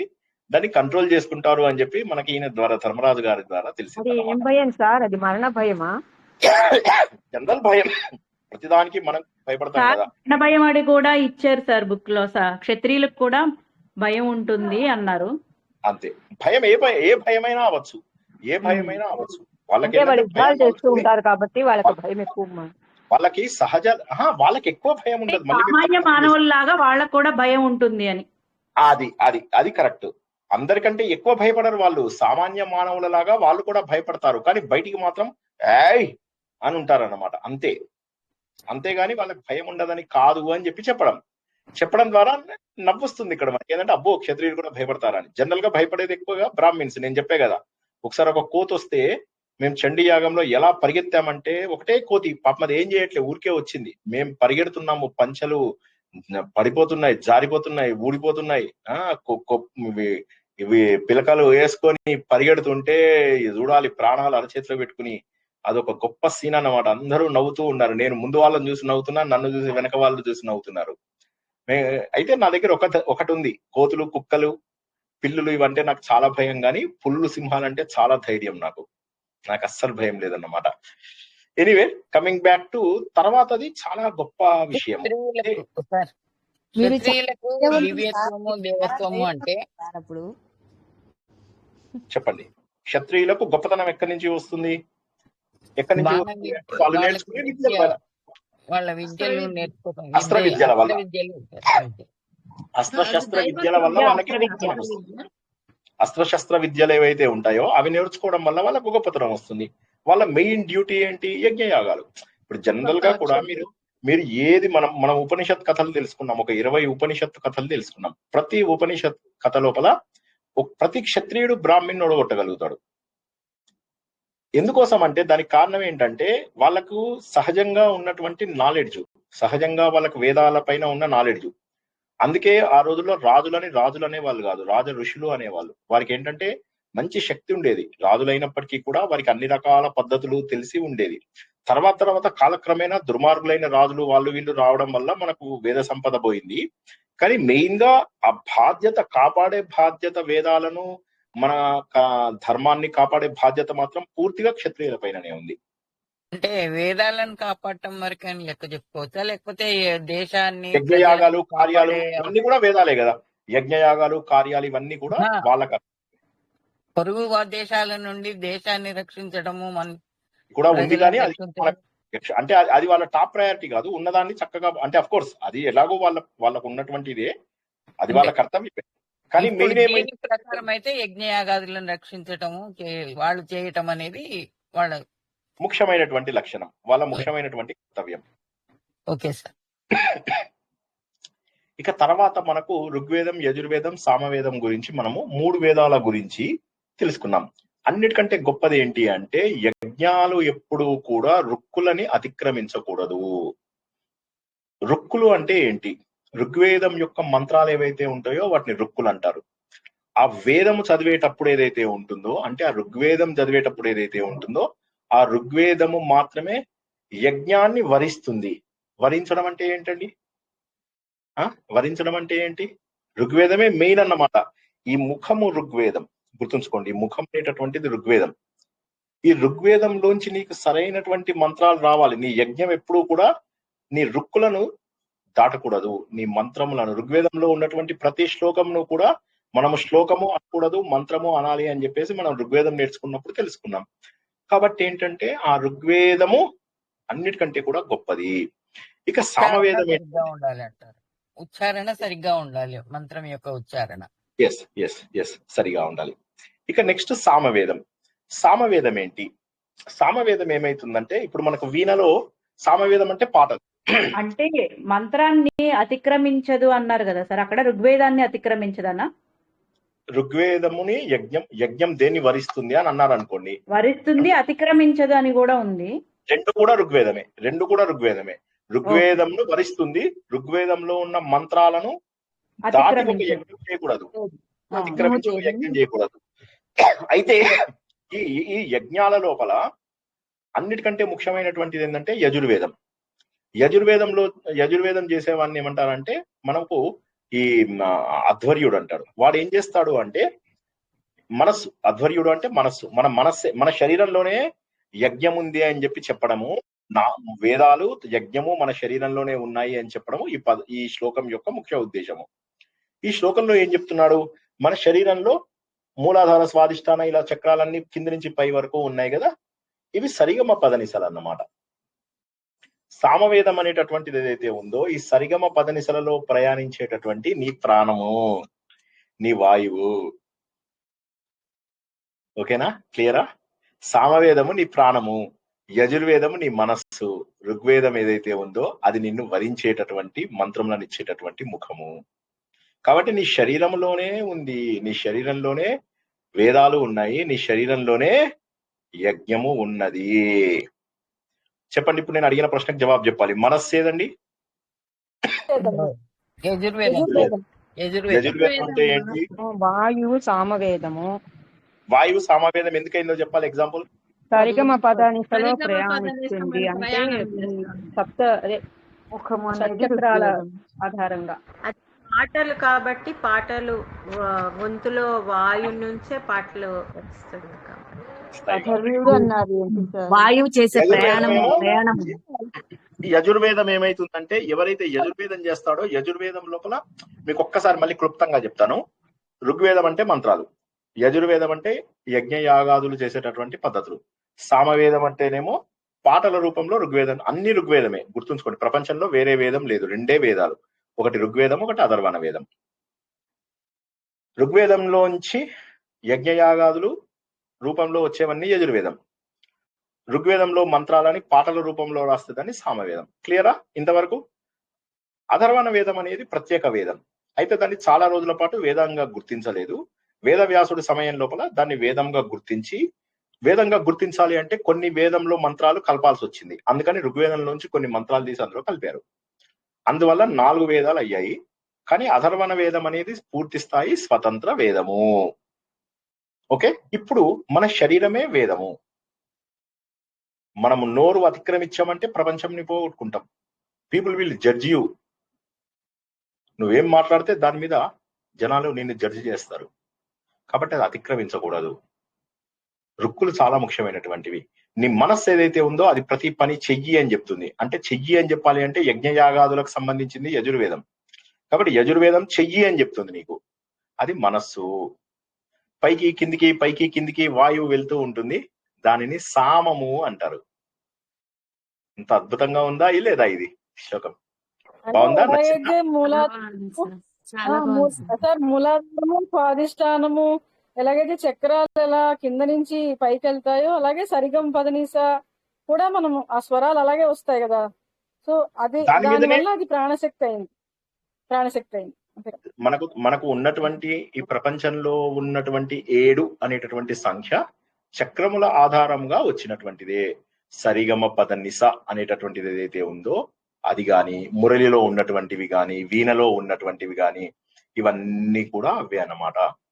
అవన్నీ కూడా మన మూలాధారం నుంచి సహస్రారం వరకు ఉన్నటువంటి చక్రాల ఆధారముగా తయారైనవే.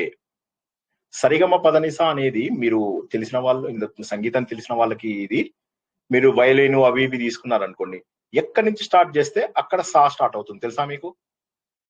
సరిగమ పదనిసా వరకే సార్, నీ వరకే సప్త స్వరాలు కదా, నీ వరకే ఉంది. ఇప్పుడు మీరు రీ దగ్గరికి వచ్చి మళ్ళీ రీ దగ్గర నుంచి అనండి. రీ దగ్గర సాని స్టార్ట్ చేయండి, మళ్ళీ అది సా అయిపోతుంది. సరిగమ పదని సా ఏదైతే ఉందో అది మళ్ళీ ఉచ్చస్వరంది. సో ఈ విధంగా ఏమైపోతుందంటే మీకు ఎక్కడ స్టార్ట్ చేసిన ఇన్స్ట్రుమెంట్ అక్కడ నుంచి సా స్టార్ట్ అవుతుంది. సో కాబట్టి ఈ సరిగమ పదనిసలు అనేటటువంటి ఆరోహణ క్రమం ఏదైతే ఉందో అద్భుతమైనటువంటిది. ఈ సరిగమ పదని అనేటటువంటి సప్త స్వరాలు ఏవైతే ఉన్నాయో అవి మన మూలాధారం నుంచి సహస్రారం వరకు వెళ్తున్నటువంటి ఫ్లో అని అర్థం చేసుకోవాలి. ఇక్కడ సహస్రారం దగ్గర శ్రీకృష్ణుడు గాలి ఊదుతాడు. ఊదగానే మిగతా 6 సరిగమ పదని సా సా ని ధ ప మ గ రే సా ఫ్లూట్ లోపల అలా వాయిస్తాం మనం. సో కాబట్టి ఏంటంటే ఒకటే గుర్తుంచుకోండి, ఈ సరిగమ పదని అనేవి మన శరీరానికి ఆధారంగా తీసుకున్నారు. అదే సామవేదము. మన ధర్మము ఇంత గొప్పది, ఎన్నో కోట్ల మళ్ళా చెప్తున్నాను, మళ్ళీ ఇలాంటి జన్మ వస్తుందా రాదా ఎవరికి తెలియదు. శరీర మాధ్యమం కలు ధర్మ సాధనం. ఎవడో చెప్పాడు, అడ్డగోలు పారాయణలు, అడ్డగోలు పనులు, అడ్డగోలు వ్రతాలు, అడ్డగోలు నోములు చేయకుండా మనం ఎవరమో తెలుసుకోండి. ఇక మిగిలిన కొద్ది సమయాన్ని తర్వాత జన్మలు బాధపడకుండా ఉంటారు. కనీసం ఈ జన్మలో ఒక్క అడుగు వేసినా సరే భగవంతుడు తర్వాత ఇంకొక జన్మకి అద్భుతమైన అడిగిస్తాడు. జై శ్రీకృష్ణ. తర్వాత అఫ్ కోర్స్ ఈ తర్వాత చాలా సింపుల్ క్వశ్చన్, ఇందులోంచి అడుగుతా లేకపోతే లేదు. ఇదేంటంటే జనరల్ దేవతలకు అన్నిటికంటే ముఖ్యమైనటువంటిది. దేవతలని చేయాలంటే, సంతోషం చేయాలంటే వర్షం అని చెప్పేసి, పితృదేవతలకు తర్పణము చేయడం లోపల ఏమవుతుందంటే వాళ్ళకు విత్తనాలు అని చెప్పేసి. ఎందుకంటే విత్తనం అంటే ఏంది, వాళ్ళ తర్వాత తరాలను కొనసాగింపజేసేది కాబట్టి విత్తనము అనేటటువంటిది. తర్వాత కీర్తి పొందాలి అంటే మన ఇంట్లోపల ఆవు సంపద ఉండాలి. అరే వాడి ఇంట్లో 6 ఆవులు ఉన్నాయిరా, 7 ఆవులు ఉన్నాయిరా అంటారు. అదే కీర్తికి ఇంకొక మూలం కూడా ఉంది, అది దానం. మనకు అది లాస్ట్ లో కూడా వస్తుంది, కొద్దిగా గుర్తుంచుకోండి. ఓకేనా? కీర్తి పొందడానికి 2 రకాల పనులు చేస్తాం మనం. ఒకటేమో మన ఇంట్లోపల ఆవులు ఉంటే మనకు ఆటోమేటిక్ గా కీర్తి వచ్చేది పూర్వకాలంలో, ఇప్పుడు కాదు. పూర్వకాలంలో ఇప్పుడు మనం అది చెప్పినప్పుడు నేను లగాన్ సినిమాది స్టోరీ కూడా చెప్పాను మీకు. లగాన్ సినిమా లోపల హీరోయిన్ చెప్తుంది నీకు ఎలాంటి మొగుడు కావాలి అని అడుగుతాడు అమీర్ ఖాన్. అడుగుతా ఆమె చెప్తుంది ఇట్లా ఉండాలి, వాడి ఇంట్లో 2 ఆవులు ఉండాలి అన్ని చెప్తుంది అనమాట. తర్వాత వాడు ఆమెకి ప్రపోజ్ చేసినప్పుడు వాడు చెప్తాడు, మా ఇంట్లో 2 ఆవులు కూడా ఉన్నాయి తెలుసా అని చెప్పేసి చెప్తాడు అన్నమాట. సో జనరల్ గా ఆవులు ఉన్నాయి అంటే బాగా కీర్తి. అదే విధంగా పూర్వకాలంలో బాగా బొజ్జున్న వాళ్ళని చూసి, మగవాళ్ళని చూసి అబ్బా ఏం బాగున్నాడే వీడు అని చెప్పి అనుకునే వాళ్ళు ఆడవాళ్ళు. ఎందుకంటే బాగా బొజ్జుంది అంటే వాడు ఎక్కువ మందిని పోషించగలడు, వాడు మంచి డబ్బున్నవాడు అని చెప్పేసి, అబ్బా ఏం అందంగా ఉన్నాడే వాడు చూడు. ధనబొజ్జ అంటారండి, ధనబొజ్జ అంటారండి. సిరిబొజ్జ అనేవాళ్ళు. సో ఆ విధంగా సో అదన్నమాట. సో మెయిన్ అక్కడ సరే సంతానం కోరాలి అనే వాళ్ళకి ఎవరు ఇష్టము అంటే పుత్రుడు. జనరల్ గా ఎందుకు పుత్రుడు అని చెప్పేసి అంటారు అంటే వంశాన్ని ముందుకు తీసుకెళ్తాడనే భావన ఒకటైతే, మరొక భావన ఏంటంటే పుత్రుడు నరకం నుంచి కాపాడుతాడు. పున్నామ నరకాలని ఉంటాయి, అది మనము గరుడ పురాణంలో చెప్పుకున్నాము. వాటి నుంచి కాపాడుతాడు అనేటటువంటి ఒక నమ్మకం ఉండడం వల్ల సో ప్రస్తుతానికి ఈ రోజుల్లో అటువంటిది పెద్దగా మనము పట్టించుకోవాల్సిన అవసరం లేదు. అయితే తర్వాత అది చాలా ముఖ్యమైనటువంటి ప్రశ్న. ప్రపంచంలో ఉన్నటువంటి అన్ని రకాల సుఖాలు అనుభవిస్తున్నాడు, అందరితోటి బుద్ధిగా ఉంటున్నాడు, అందరితోటి మంచిగా ఉంటున్నాడు, సమాజంలో మంచి పేరు పొందున్నాడు. అయినప్పటికీ కూడా వాడు బతికున్నా కూడా చచ్చిన వాడితో ఎప్పుడు సమానం అవుతాడు అంటే, వాడు ఏవైతే పితృయజ్ఞము, దేవయజ్ఞము, ఇటువంటి యజ్ఞాలు, అతిథులకు యజ్ఞాలు ఇవన్నీ చెయ్యనప్పుడు వాడు బతికున్నా కూడా చనిపోయిన వాడితో సమానం. ఇప్పుడు మనకి ఇలాంటి వాళ్ళు ఈ రోజుల్లో చాలా మంది కనిపిస్తూ ఉంటారు. వాళ్ళు అన్ని చేస్తారు, తల్లిదండ్రులు మాత్రం పట్టించుకోరు. వాడు అంటాడో నేను పెద్ద సాయిబాబా టెంపుల్ కట్టిస్తా అంటాడు. వాడు అమెరికాలో పెద్ద సాయిబాబా టెంపుల్ కట్టిస్తాడు, ఇక్కడ తల్లి చనిపోతే తల్లి చనిపోయిన దానికి కూడా రాడు. ఇది మా ఫ్రెండ్ ఎగ్జాంపుల్ నేను చెప్తున్నది. సో అట్లా ఉంటారు జనాలు. సో కాబట్టి దేవతలకు, అతిథులకు, పితృదేవతలకి, తర్వాత మనకు సేవ చేసిన వాళ్ళకి మళ్ళీ మనం ప్రత్యుపకారం చెయ్యాలి. మనం సహాయం తీసేసుకుని వాడుకు దొబ్బేస్తాం. కానీ అలా కాకుండా మనకు సేవ చేసిన వారికి, మనకు సహాయం చేసిన వారిని ప్రతి ఒక్కరిని కూడా గుర్తుపెట్టుకున్న వాళ్ళందరికీ మళ్ళీ మనం రుణం తీర్చుకోవాలి. అలా తీర్చుకోకపోతే వాడు బతుకున్నా కూడా ఒక శవంతో సమానము. ఇది చాలా మంచి ప్రశ్న. ఇది తప్పకుండా ఎగ్జామ్ లో వచ్చే ఛాన్స్ ఉంది. నేను సెట్ 1 పంపించాను, సెట్ 2 తయారు చేయడానికి నాకు టైం దొరకలేదు. తయారు చేసి రేపో ఎల్లుండో పంపిస్తాను. తర్వాతవి చాలా బ్యూటిఫుల్ ప్రశ్న. ఇది నేను ఎన్నోసార్లు చెప్పినటువంటి ప్రశ్న. దీనికి తత్వరూపంలో ప్రశ్నలు అడుగుతాను. తల్లి, తండ్రి, ఇది భూమి కంటే గొప్పదేది, ఆకాశం కంటే గొప్పదేది, గాలి కంటే గొప్పదేది, గడ్డి పరస కంటే ఇదేంది. తల్లి బాగా పోషిస్తుంది, ఓపిక చాలా ఉంటుంది, మంచి లక్షణాలను కలిగి ఉంటుంది కాబట్టి తల్లి భూదేవి కంటే గొప్పది. తండ్రి ఎవరు? తండ్రి మొత్తం ప్రపంచాన్ని కాపాడుతూ ఉంటాడు కాబట్టి తండ్రి ఆకాశం కంటే గొప్పవాడు. సో తండ్రి ఆకాశం కంటే గొప్పవాడు, తల్లి భూదేవి కంటే గొప్పది. దీని గురించి మనము ఒక క్లాస్ మొత్తం చెప్పుకున్నాము. ఆ క్లాస్ ను కాస్త జాగ్రత్తగా వినండి. సో తల్లిలో ఉన్న లక్షణాలు, తండ్రిలో ఉన్న లక్షణాలు గొప్పవి. తండ్రికి ఏంటి, చిన్నప్పుడు మనం ఒక పుత్రోత్సాహము తండ్రికి ఆ రోజే అనిపించదు. పుత్రుని జనాలందరూ కనుగొని పొగడగా పుత్రోత్సాహము కలిగే అనేదో ఉంది కదా. ఎప్పుడు పుత్రుడు పుట్టగానే తండ్రికి సంతోషం అనిపించినప్పుడే పుట్టదు జనుల పుత్రుని కనుగొని పొగడగా పుత్రోత్సాహం నాడు నాడు. సో అలాగా కాబట్టి తండ్రికి ఏంటంటే మొదటి నుంచి కూడా టెన్షన్ ఉంటుంది. పిల్లలు పుట్టారు అంటే నేను ఇంకెక్కువ డబ్బు సంపాదించాలి, సమాజంలో ఎక్కువ కష్టపడాలి, ఇవన్నీ ఉంటాయి. సో కాబట్టి తండ్రి యొక్క బాధ్యతలు ఎక్కువ. తండ్రి తను చనిపోయినా సరే తన కుటుంబాన్ని కాపాడాలి అని చూస్తాడు. కాబట్టి తండ్రి ఆకాశం కంటే గొప్పవాడు. మరి గాలి కంటే వేగమైనది ఏంటి అంటే మనస్సు. మనస్సుని మనం నియంత్రణ పెట్టుకోవాలి అన్నటువంటి తత్వంతో మనం అది తెలుసుకోగలిగాం. లాస్ట్ ఏంటంటే గడ్డిపరక కంటే కూడా వేగంగా వెళ్ళేది ఏంటంటే గడ్డిపరక మీద అగ్గి గీయగానే చాలా దూరం వెళ్తుంది, కానీ దానికంటే కూడా మనల్ని బాధ పెట్టేది మనకు చింత. కాబట్టి చాలా హీనమైనది, హేయమైనటువంటిది చింత. చింత అనేటటువంటిది మనకు కనుక ఉంటే అది మనల్ని దహించేస్తుంది. గడ్డిపరస కంటే కూడా చెడ్డది, అధికమైనటువంటిది, పలుసనైనటువంటిది, హేయమైనటువంటిది ఇక్కడ మనకేంటి ఈ చింత అన్నటువంటి విషయాన్ని తెలుసుకోవాలి. కాబట్టి చింత అనేటటువంటిది మనము జీవితంలో ఉన్నంత వరకు కూడా సుఖాలు అనుభవిస్తూనే సుఖంగానే ఆనందంగానే ఉండాలి, కానీ చింతను మన దగ్గరికి చేర్చుకోకూడదు అన్నటువంటి విషయాన్ని తెలుసుకున్నాం. తర్వాతది మనము తత్వరూపంలో తెలుసుకున్నాము. ఏంటంటే కన్ను మూసినా కూడా నిద్రపోయినా కూడా కన్ను మూయంది ఏది అంటే చేప అని చెప్పేసి, పుట్టినా కూడా కదలందేదండి. ఎవరైనా చెప్పగలరా? గుడ్డు సార్, గుడ్డు గుడ్డు సార్, గుడ్డు. గుడ్డు లేనిది ఏదయ్యా అంటే రాయి అంటారు. వేగంతో వెళ్ళిపోయేది ఏదయ్యా అంటే నది. నది ఇక్కడ మనం దీనికి కూడా మనం తత్వరూపంలో తెలుసుకున్నాము. అందరూ కూడా తత్వరూపంలో జవాబు చెప్పండి. నది ఎందుకంత వేగంగా వెళ్తుంది? ఎందుకంత వేగంగా వెళ్తుందంటే ఎలా అయినా సరే సముద్రుడిని చేరుకోవాలి. అదే విధంగా మనం కూడా మన జీవితం లోపల సముద్రుడిని చేరుకోవాలంటే మోక్షాన్ని అందుకోవాలి అనేటటువంటి జ్ఞానబోధ మనకు నది కలగజేస్తుంది. తర్వాతది చాలా సింపుల్ క్వశ్చన్. ప్రయాణించే వాడికి ఎవరు ఫ్రెండు? తోటి ప్రయాణికులు ఫ్రెండు. ఇంట్లో ఉండేవాడికి ఎవరు ఫ్రెండు? భార్య. ఆ రోజు, ఈ రోజుల్లో కాదు. రోగికి ఎవరు ఫ్రెండు? డాక్టర్. వైద్యుడు. మరణించే వాడికి ఏంటి అంటే తను చేసుకున్నటువంటి దాన ధర్మాలు, పుణ్యాలు ఏవైతే ఉంటాయో అవి వాడికి ఫ్రెండ్స్. ఇది స్ట్రైట్ ఫార్వర్డ్ క్వశ్చన్. ఇందులోపల అసలు ఏమీ డౌట్ ఉండాల్సినటువంటి అవకాశం లేదు. నువ్వు ప్రయాణిస్తున్నావు. ఇది విషయానికి నేను ఒక ఎగ్జాంపుల్ కూడా చెప్పాను. అప్పట్లోపల మేము బెంగళూరు వెళ్తుండే వాళ్ళం. ప్రతి వారము వెళ్తున్నప్పుడు మా అందరం ఏం చేసేవాళ్ళంటే S7 కంపార్ట్మెంటే పెట్టుకుని అందులోనే చేసుకునే వాళ్ళం అన్నమాట. అందరికీ అందులోనే రిజర్వేషన్ చేసుకునే వాళ్ళం. 2-3 పోయేటప్పుడు 2 గంటలు, వచ్చేటప్పుడు 2-3 గంటలు కబుర్లు చెప్పుకుంటూ వచ్చేవాళ్ళం అనమాట. సో చుట్టాల కంటే మిగతా స్నేహితుల కంటే కూడా రైల్వే ఫ్రెండ్స్ మేమందరం ఎవరైతే బెంగళూరు టు హైదరాబాద్ నేను ఒక 3 ఏళ్ళు ఉండే అనమాట. ఆ టైం లోపల ఉన్నటువంటి ఫ్రెండ్స్ ని ఎక్కువ కలుసుకోవడము, ఎక్కువ షేర్ చేసుకోవడము, ఎక్కువ మాట్లాడడము జరిగిందనమాట వాళ్ళందరితోటి. సో అసలు కాబట్టి ఏంటంటే ప్రయాణం చేసేవాడికి తోటి ప్రయాణికులే మిత్రులు. కాబట్టి వారితో చాలా ఇది ఉండాలి. ఇంట్లో ఉండేవాడికి ఖచ్చితంగా భార్య. సో ఈ భార్య విషయం మళ్ళీ ఇంకోసారి కూడా వస్తుంది. భగవంతుడు ఇచ్చినటువంటి మిత్రుడు ఎవరు అని కూడా వస్తుంది. సో అలా మీరు క్రాస్ రిఫరెన్స్ పెట్టుకుంటే మీకు ఈజీ ప్రశ్నకు జవాబు గుర్తుంచుకోవడం. సరే, రోగికి డెఫినెట్ గా డాక్టరు ఫ్రెండ్ అని, మరణించే వాడికి వాడు చేసేటటువంటి పుణ్యకార్యాలు స్ట్రైట్ ఫార్వర్డ్.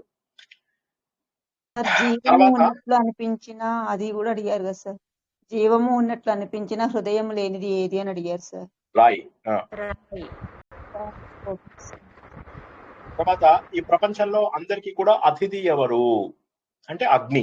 అగ్ని అనేటటువంటిది మనం చూసుకున్నట్టయితే వంట నుంచి మొదలెట్టి మన శరీరంలో 98.4 degrees మెయింటైన్ చేస్తూ చివరికి మనము చితి మీద కాలే వరకు కూడా మనతో పాటు మన దగ్గరికి వస్తూనే ఉంటుంది, మనని కంటిన్యూస్ గా విజిట్ చేస్తూనే ఉంటుంది.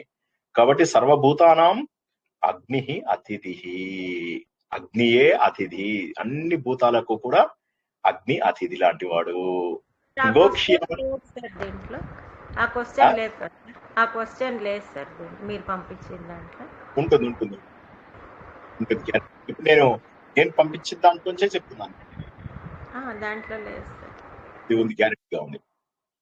అది నెక్స్ట్ ఇక అన్నిటికంటే కూడా అమృతం లాంటిది ఏది అంటే ఇక్కడ అమృతం అనేటటువంటిది 2, సోమము అనేటటువంటిది సోమరసం ఉంటుంది. మనకు దొరికేటటువంటి సోమరసం ఏది అంటే ఆవు యొక్క క్షీరమే మనకు దొరికేటటువంటి రకరకాల విటమిన్స్ తోని కూడినటువంటి ఇది అంటే కాబట్టి ఆవు పాలు అన్నిటికంటే గొప్పవి అని చెప్పి చెప్తున్నాడు. సరే, సనాతన ధర్మము అమృతంతో సమానము. అంటే అమృతము అంటే ఏంటి? ఇక్కడ అమృతం అంటే తాగే అమృతం కాదు. అమృతము అంటే ఇక్కడ 3 మీనింగ్ ఏంటంటే మరణము లేనటువంటిది. సనాతన ధర్మమునకు మరణము లేదు. అంటే ఎన్ని జనరేషన్స్ అయినా, ఎన్ని యుగములు దాటినా కూడా సనాతన ధర్మము అమృతము అని చెప్పేసి చెప్తున్నారు అన్నమాట. ఈ ప్రపంచం మొత్తంలో వ్యాపించి ఉండేది ఏది అంటే మనందరికీ వాయువు అనేటటువంటి జవాబు. ఇవి స్ట్రైట్ ఫార్వర్డ్ ప్రశ్నలు, వీటికి మనకు ప్రత్యేకంగా ఇదేమీ లేదు. తర్వాత ఒంటరిగా పయనించేది ఎవరు అంటే సూర్యుడని, మళ్ళీ పుట్టేది ఎవరు అంటే చంద్రుడు అన్నటువంటి విషయాన్ని తెలుసుకున్నాం. మంచుకు మందేది అంటే అగ్ని పెడితే మంచు కరిగిపోతుంది అని చెప్పి. అన్ని బీజములకు మూలం ఏది అంటే అగ్ని. ఇక్కడ మనం భూమి. ఇక్కడ మనం ఏం తెలుసుకున్నాము అంటే కేవలము మనకు వచ్చే చెట్లు చేమలు మాత్రమే కాదు బీజములు, మనమంతా కూడా భూమిలోంచి జన్మిస్తాము అన్నటువంటి విషయాన్ని తెలుసుకున్నాం మనం. అది మనం ఇక్కడ బాగా గుర్తుంచుకోవాలి. భూమి అనేటటువంటిది అన్ని బీజముల యొక్క స్థానము. ఇక మనకు అన్నిటికంటే గొప్ప ధర్మం ఏది అంటే మనలోని ఎబిలిటీ, దక్షత. దీని గురించి మనం చాలా డీటెయిల్ గా చెప్పుకున్నాము. అది మనకు కీర్తిని తెచ్చేది ఏది అంటే దానము అని చెప్పి తెచ్చుకున్నాం. ఇంతకుముందు కీర్తి అన్నప్పుడు ఆవులు ఉన్నవాడికి కీర్తి వస్తుంది అని చెప్పుకున్నాము. ఇక్కడ ఏంటంటే దానము చేయడం వల్ల కూడా కీర్తి వస్తుంది అన్నది తెలుసుకున్నాం. స్వర్గం ఏంటి అంటే సత్యం చెప్పడమే మహోన్నతమైనటువంటి స్వర్గము. మన క్యారెక్టరే మనకు సుఖాన్ని అందిస్తుంది. మనం వేరే వాళ్ళలాగా బిహేవ్ చేస్తే మనకు సుఖం రాదు. మన లక్షణాలు, మన సహజ లక్షణాన్ని పాటించినప్పుడు మాత్రమే మనము సుఖంగా ఉంటాము అనేటటువంటిది తర్వాత ప్రశ్న. మనుషుడికి ఆత్మ ఏది? ఆత్మ అనగానే పుత్రుడు. అందుకే ఏమంటారు, పరాశర ఆత్మ అంటారు, ఆత్మజుడు. ఆత్మావై పుత్ర నామాసి.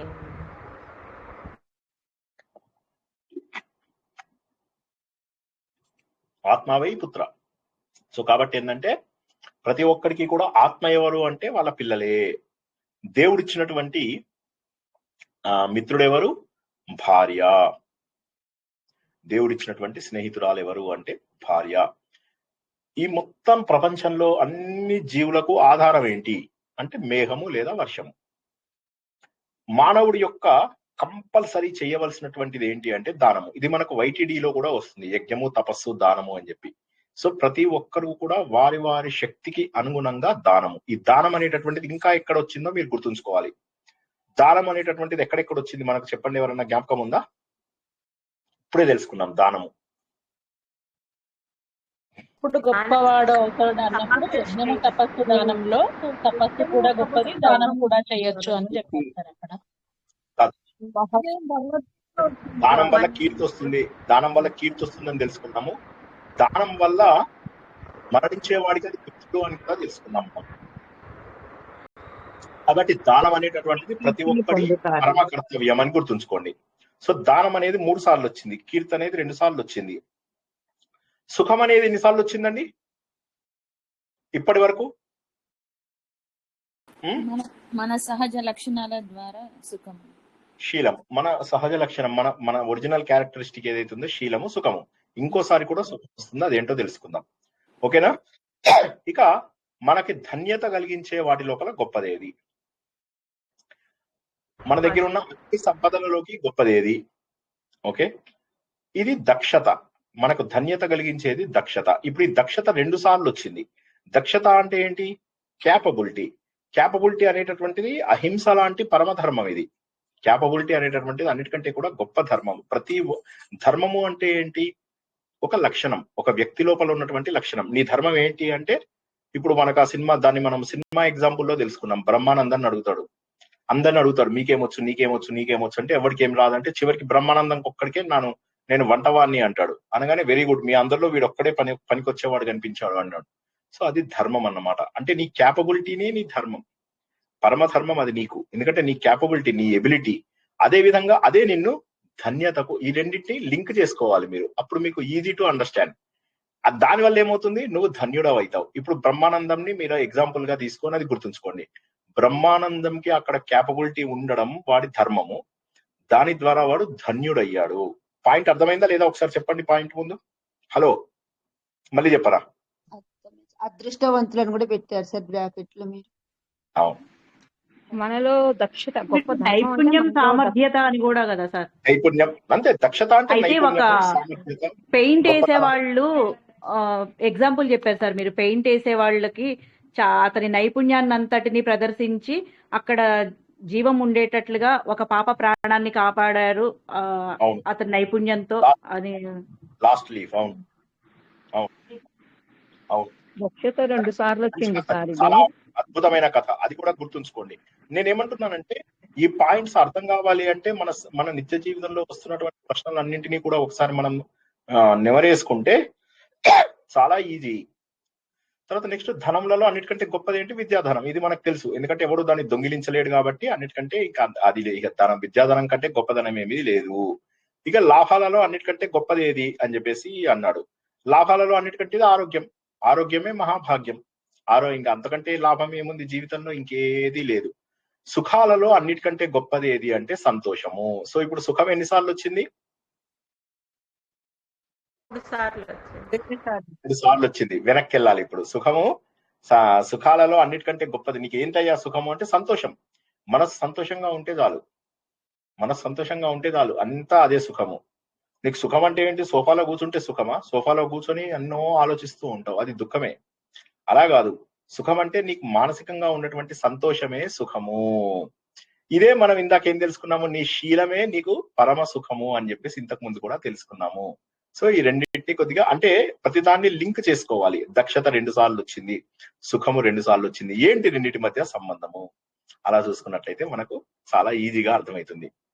తర్వాత ఇంకొకటి ఏం చెప్తున్నాడు? లోకాలలో ఉత్కృష్టమైన ధర్మం ఏది? ఇప్పుడు ఇది మనకు ఈ ఉత్కృష్టమైనటువంటి ధర్మము అని చెప్పినప్పుడు మనకు ఒకసారి దక్షత అని చెప్పడం వచ్చింది. ఇక్కడ మనం ఏం తెలుసుకోవాలంటే అందరిపైన మనము కరుణ ఉండడం అనేటటువంటిది చాలా గొప్పది. ఇది ఉత్కృష్టమైనటువంటి ధర్మము. వేద మంత్రాలు మనకు శాశ్వతమైనటువంటి ఫలితాన్ని ఇస్తాయి. మనస్సును గనక అదుపులో పెట్టుకున్నట్లయితే మనము దుఃఖాన్ని నియంత్రించుకోవచ్చు.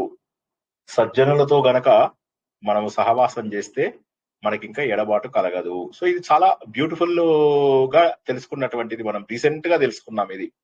సో ఇది ఏం చెప్తుంది అంటే మనకు కరుణ ఉండడము, కోపాన్ని అణుచుకోవడము, సత్సాంగత్యాన్ని చేయడము అనేటటువంటిది ఏదైతే ఉందో అది మనకు చెప్తుంది. అంటే నువ్వు ఎవరితోని ఫ్రెండ్షిప్ చేస్తే పాడవు, మంచి వాళ్ళతో ఫ్రెండ్షిప్ చేస్తే నేను పాడయ్యేటటువంటి అవకాశం లేదు.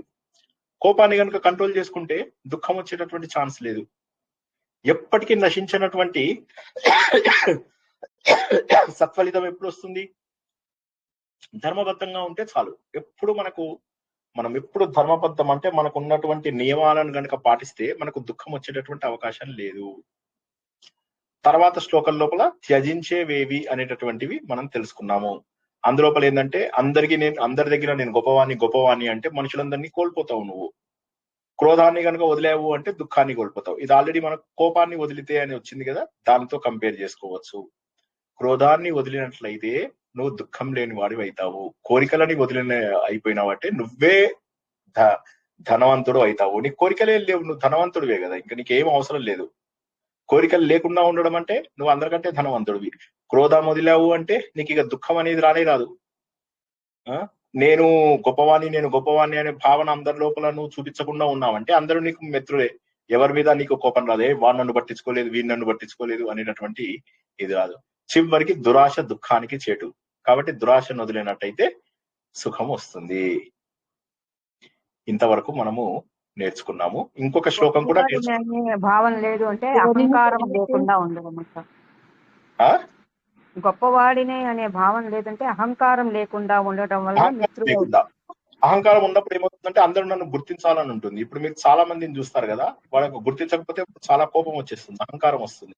అప్పుడు ఏమవుతుంది, వాడు కొంతమందికి శత్రువు అవుతాడు. అలా ఏం చేస్తాడు, వాడు నన్ను గుర్తించలేదు, నా గురించి గొప్పగా చెప్పలేదు, నా గురించి ఇలా చేయలేదు, అలా చేయలేదని అందరికీ దూరం అవుతాడు. కాబట్టి అహంకారాన్ని వదిలేస్తే అందరూ నీకు దగ్గర అవుతారు. క్రోధాన్ని వదిలేసావంటే నీ దుఃఖం నీలోంచి వెళ్ళిపోతుంది. కామాన్ని వదిలేసావు అంటే నువ్వే డబ్బున్నవాడు అయిపోతావు. ఇక నీకంటే డబ్బున్న వాళ్ళు లేడు. కోరికలు ఎంత మన దుఃఖాలన్నిటికీ కోరికలే కారణం. ఆ కోరికలను వదిలేసావు అంటే ఆనందంగా ఉంటావు. దురాశ దుఃఖానికి చేటు. కాబట్టి ఆ దురాశను వదిలేవంటే దుఃఖానికి అపోజిట్ సుఖము. దురాశ దుఃఖానికి చేటు, దురాశను వదలడం సుఖానికి మార్గం. ఆ విధంగా గుర్తుంచుకోవచ్చు. లాస్ట్ క్లాస్ లో చెప్పుకున్నటువంటిది ఎందుకు దానం ఇవ్వాలి, బ్రాహ్మణులకు ఎందుకు దానం ఇవ్వాలి, కళాకారులకు ఎందుకు దానం ఇవ్వాలి, రాజులకు ఎందుకు దానం చేయాలి, సేవకులకు ఎందుకు డబ్బు ఇవ్వాలి అనే దగ్గర ధర్మము ఆచరించాలి అంటే బ్రాహ్మణుడి ద్వారా మాత్రమే మనం ఆచరించగలము. కాబట్టి బ్రాహ్మణులకు దానం ఇవ్వాలని, కళలను ప్రోత్సహిస్తూ కీర్తి సంపాదించాలి. అందుకే చాలా మంది కళాకారులను ప్రోత్సహిస్తూ ఉంటారు, వాళ్ళకి కీర్తి కూడా వస్తుంది. సో అది నటులకు వాళ్ళకి ఇవ్వడము కీర్తి కోసము, ప్లస్ కళలని పోషించడం కోసం కూడా. మూడోది రాజుకి ఎందుకు ఇస్తావు అంటే భయం వల్ల. రాజు నిన్ను కాపాడుతాడు కాబట్టి రాజుకి సైన్యము వాళ్ళని వీళ్ళని మెయింటైన్ చేయడానికి డబ్బు అవసరం అవుతుంది కాబట్టి రాజుకు కప్పం కడతావు, ట్యాక్స్ కడతావు. చివరిగా సేవకులకు ఎందుకు ఇస్తావు అంటే వాడి జీవితం వెళ్ళాలి కదా. కాబట్టి వాడికి అవసరమైన దానికంటే వీలైనంత ఎక్కువ భృతి అంటే జీతము, శాలరీ అవి ఇచ్చి వారిని మనము కాపాడుకోవాలి. ఈ విధంగా అత్యద్భుతమైనటువంటి విషయాలను మనము తెలుసుకున్నాము. ప్రశ్నలు క్విక్ గా చూద్దామా? క్విజ్ లోపల ఉన్న ప్రశ్నలు చూద్దామా ఒకసారి? శాంపుల్ సరేనా సార్? ఒక డౌట్ సార్. సూర్యుడు ఒంటరిగా సంచరిస్తాడు, చంద్రుడు మరలా జన్మిస్తాడు. సో ఇది ఒక్కటి చిన్న క్లారిఫికేషన్ ప్లీజ్ సార్. అంటే మనం ఫస్ట్ నేర్చుకున్నాం కదా సార్, సూర్యుడు చుట్టూ దేవతలు ఉంటూ ఉంటారు కదా, మరి వై సూర్యుడు ఒంటరిగా సంచరిస్తూ ఉంటాడు? అలాగే చంద్రుడు, ఇప్పుడు సూర్యుడు ఉన్నట్టు చంద్రుడు ఎప్పటికీ ఉంటాడు కదా, మళ్ళీ జన్మించడము ప్లీజ్ సార్. అంటే క్షయకరణ పొందుతాడు కదా. చంద్రుడికి శుక్లపక్షము కృష్ణపక్షము ఉంటాయి, కృష్ణపక్షము శుక్రపక్షము ఉంటాయి. కాబట్టి మళ్ళీ జన్మిస్తాడు. ఇక సూర్యుడు ఎవరు వచ్చినా రాకపోయినా తన పని తను చేసుకుంటూ వెళ్ళిపోతాడు. ఎందుకంటే ధర్మాచరణ చేయడం కోసమని వెళ్తూ ఉంటాడు. ఆయనతో సమానంగా ఫ్రెండ్లీగా దేవతలు రారు, ఆయన వల్ల దేవతలు వస్తూ ఉంటారు అంతే. కానీ ఆయన తిరుగుతున్నాడు కదా అని చెప్పి దేవతలు తిరగరు, ఆయన తిరగడం వల్ల మిగతా దేవతలు తిరుగుతున్నారు అంతే. కానీ ఆయన తన ధర్మాన్ని తను చేసుకుంటూ వెళ్తున్నాడు. సూర్యుడితో సమానంగా ఎంతమంది వెళ్తారని? అలా అయితే అందరూ సూర్యుల్లే అవుతారు కదా. సూర్యుడితో సమానంగా ప్రయాణించేవాడు ఎవ్వడూ లేడు. సూర్యుడే అందరికంటే ఎక్కువ డిస్టెన్స్ వెళ్తాడు. హౌఎవర్ సూర్యుడి ఆధారంగా ఎంతో మంది వెళ్తారు. మనం కూడా సూర్యుడి ఆధారంగా ఉన్నట్టే. ఇప్పుడు మనం సూర్యుడికి ఆధారంగా లేమా? సూర్యుడు ఆధారంగా చేసుకుని తిరుగుతున్న వాళ్ళమే కదా. మనము కూడా ఆస్ట్రానామికల్ ఆబ్జెక్ట్సే. కాబట్టి మనము కూడా సూర్యుడిని ఆధారంగా చేసుకుని తిరుగుతున్న వాళ్ళమే. కానీ మనం సూర్యుడు తిరుగుతున్నంత తిరుగుతున్నామా? ప్రశ్న అర్థమైందా మీకు? సూర్యుడు తిరుగుతున్నంతగా ఎవరు తిరగరు. సూర్యుడు ఒక్కడే తిరగాల్సి వస్తుంది అన్నమాట. ఇదంతా కూడా ఒక్కడే తిరుగుతూ ఉంటాడు. ప్రపంచం అంతా చుట్టి రావాలి. ఆయనకు ఉన్నటువంటి బాధ్యత ప్రపంచం అంతా కూడా చుట్టి రావాలి. మనం అలా కాదు, ఎక్కడిదక్కడ మనం వాడుకుంటున్నాం అంతే. ఆయన శక్తిని ఎక్కడిదక్కడ వాడుకుంటున్నాం అంతే. అయితే సార్ దేవతలు కూడా సూర్యుడు తిరిగినంత తిరగరేం సార్? మిగతా దేవతలు ఎవరు తిరగరు. ఉత్తరావరణ అనేది ఆయన యొక్క శక్తి పేర్లు అవి అంతే. ఆయన యొక్క కిరణాల పేర్లు అవి అంతే. ఇవన్నీ కూడా ఆయన యొక్క శక్తుల పేర్లు. కానీ ఉన్నటువంటిది ఒకడే సూర్యుడు. ఆయన యొక్క వివిధ నామములే ఇవన్నీ. వాళ్ళందరూ ప్రత్యేకమైనటువంటివి కాదు. ఆయనలో ఒక్కొక్క శక్తికి ఒక్కొక్క పేరు పెట్టుకున్నాము. ఒక్కొక్క మాసంలో ఆయనకు ఉన్నటువంటి శక్తికి ఒక్కొక్క రకమైన పేరు పెట్టుకున్నాం అంతే. కానీ ఉన్నటువంటిది ఒక్క సూర్యుడే. ఆ సూర్యుడికే అనేక నామములు ఆయన క్యారెక్టరిస్టిక్ ద్వారా పెట్టుకున్నాము. నన్ను ఆఫీస్ లోపల ఒక రకంగా పిలుస్తారు, ఇంట్లో ఒక రకంగా పిలుస్తారు, స్టూడెంట్స్ ఒక రకంగా పిలుస్తారు. అలాగే ఒకే ఆయన చేసేటటువంటి పనుల వల్ల అనేక నామములు ఉన్నాయి. అదే విధంగా సూర్యుడి యొక్క ప్రతి కిరణమునకు ఒక పేరు ఉన్నది, ప్రతి కిరణం యొక్క శక్తికి ఒక పేరు ఉన్నది. ఆ విధంగా సూర్యుడికి అనంతమైనటువంటి నామాలు కూడా ఉన్నాయి. సార్ అహింస లాంటి గొప్ప ధర్మం ఏదో చెప్పారు సార్. అది ఎక్కడ? అహింస లాంటి గొప్ప ధర్మము. అహింస ఎక్కడ వచ్చింది? మనం చదివిన దాంట్లో వచ్చిందంటారా? ధన్యత కలిగించే వాటిలో గొప్పది దక్షత, విద్యాధనం అన్నింటికంటే గొప్పది. అహింస లాంటి గొప్ప ధర్మము, దానికి ఏమీ రాసుకోలేదు నేను. ఆరోగ్యం కదా, ఆరోగ్యము ధర్మాల్లో ఉత్తమమైనదే ఓకే ఓకే. ఎక్కడ వచ్చిందో తెలియదు నాకు. ఎనీవే మనం ప్రశ్న పేపర్ చేద్దామా? మళ్ళీ టైం సరిపోతుందో లేదో చేద్దాం సార్. ఓకే. కేటగిరీ చేశా నేను. సృష్టి సూర్యుడికి సంబంధించినటువంటి ఒక 4 ప్రశ్నలు. సూర్యుడిని ప్రతిరోజు ఉదయింపజేసేది ఏది? బ్రహ్మ. సూర్యుడి చుట్టూ తిరుగుతుంది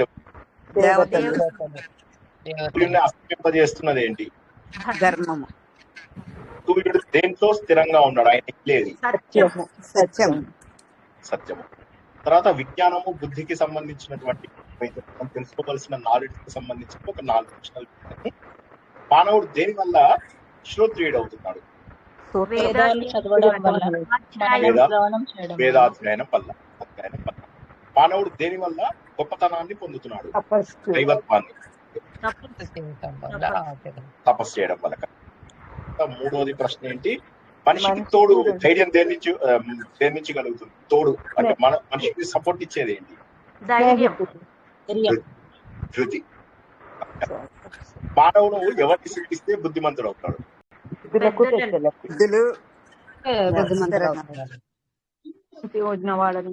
వస్తుంది. బ్రాహ్మణులకు దైవత్వం ఎక్కడి నుంచి వస్తుంది? క్షత్రియులకు దైవత్వం ఎక్కడి నుంచి వస్తుంది? అస్త్రశస్త్ర విద్య. అస్త్రశస్త్ర విద్యలు వేద అదే. బ్రాహ్మణుల లోపల పాప లక్షణం ఏంటి?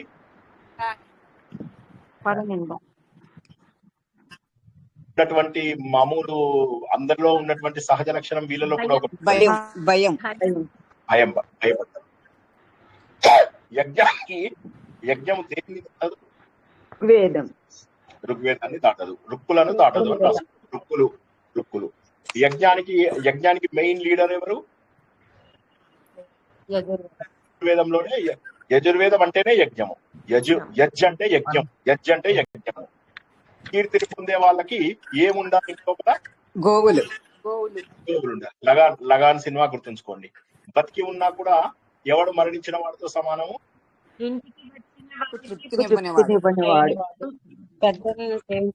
పంచమహాయజ్ఞాలు చేయనివాడు. Very good. నెక్స్ట్, భూమి కంటే ఎక్కువ ఓర్పు శక్తి ఉన్నటువంటి ఆకాశం కంటే ఉన్నతమైనటువంటి స్థానంలో ఉన్నది ఎవరు? గాలి కంటే వేగంగా మనస్సు కూడా అది మనకి హీనంగా కలిసేది. నిద్రించినా కూడా కనుమూయంది ఏంటి? పుట్టినా కూడా కదలందేంటి? గుడ్డు.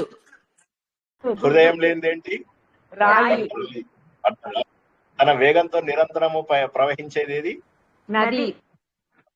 ప్రయాణంలో ఉన్నవాడికి ఫ్రెండ్స్ ఎవరు? ఇంట్లో ఉన్నవాడికి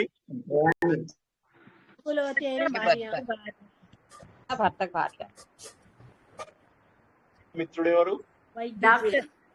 వైద్యుడు. వాడికి మరణం తర్వాత ఎవరు వస్తారు వెంట?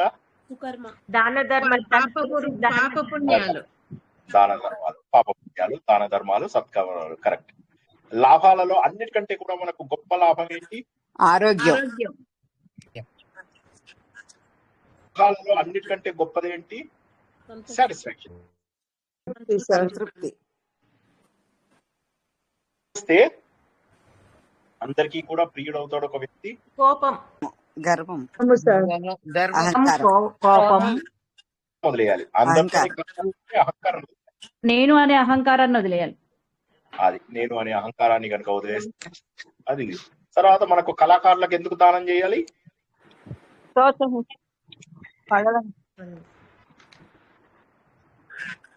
ఇస్తామంటే కళలను ప్రోత్సహించడం ఒకటి, కళలకు ప్రోత్సహించడము, సేవకులకేమో జీవనాధారము, బ్రాహ్మణులకేమో ధర్మాన్ని పోషించడానికి, రాజులకేమో భయం వలన. వండర్ఫుల్. అందరూ చక్కగా చెప్పారు. ఒక్క ప్రశ్న కూడా మీరు తప్పు చెప్పలేదు కదా. ఇలా చెప్పేస్తాం సార్, మళ్ళీ దానికి వివరణ తత్వము అంటే కొంచెము కష్టమైంది సార్. పరబ్రహ్మము అన్నది ఉంది చూడండి సార్, అది కొంచెం కష్టమైంది సార్. తర్వాత ఇవాళ చెప్పాను కదా, ఇవాళ చెప్పినది ఇంకొకసారి చూడండి. పాత వీడియోస్ ని కూడా కొన్నింటిని చూడండి. చూస్తే మీకు మరింత డీటెయిల్ గా ఉన్న గంటలో అవి చూస్తున్నాం ఇవి చూస్తున్నాం కానీ కొంచెం అర్థం చేసుకోవడం కష్టమైతుంది అంతే. చిన్న పుస్తకం బాగుంది సార్, ఇవాళ పంపించింది బాగుంది కదా. చక్కగా చూడండి. ప్రింటింగ్ మిస్టేక్స్ ఒకసారి కరెక్ట్ చేసుకోండి. నేను చెప్పిన 2-3 చోట్ల ప్రింటింగ్ మిస్టేక్స్.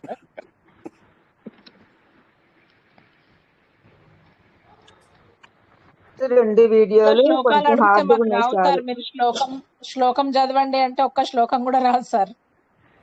కనీసం 4 శ్లోకాలు రావాలి కదా. కనీసం 4 శ్లోకాలు రావాలి కదా. అది చాలా కష్టం సార్. అడగకండి సార్. ఏవో 2 చెప్పండి, అవి గ్యారెంటీ చెప్పేస్తాం మొత్తం. సరే, మీరు చూసి చదవండి. అందుకే ఇవి బట్టి కొట్టాల్సిన అవసరం లేదు. కాబట్టి నేను ఏం చేస్తానంటే, నేను ఒక ప్రశ్న అంటే శ్లోకం నేను ఎలా ఇస్తాను అంటే దాన్ని తెలుగులో చదువుతాను. ఆ శ్లోకాన్ని మీరు చూసి ఇంగ్లీష్ లో, హిందీలో, సంస్కృతంలో చదవాలి. మేము వెతుక్కోవాలి సార్. వెతుక్కోవాలి, టైం అయిపోతుంది సార్ ఈ సార్ లోపల. లేలే, మొన్నటి కంటే రౌండ్ తగ్గించాను కదా, అయితే టైం తగ్గించినారు కదా మొన్న 1 శ్లోకం ఎక్కడ ఉందా అని వెతుక్కోవాల్సి పోతుంది. లేలే ఏం కాదు, వచ్చేస్తుంది. మీరు కొద్దిగా సిస్టమేటిక్ గా ప్లాన్ చేసుకోండి. అండ్ తత్వం ఎన్ని మాత్రం శ్లోకాలు ఎక్కువ సార్? సార్ మొత్తం ఎన్ని శ్లోకాలు ఇప్పటికి?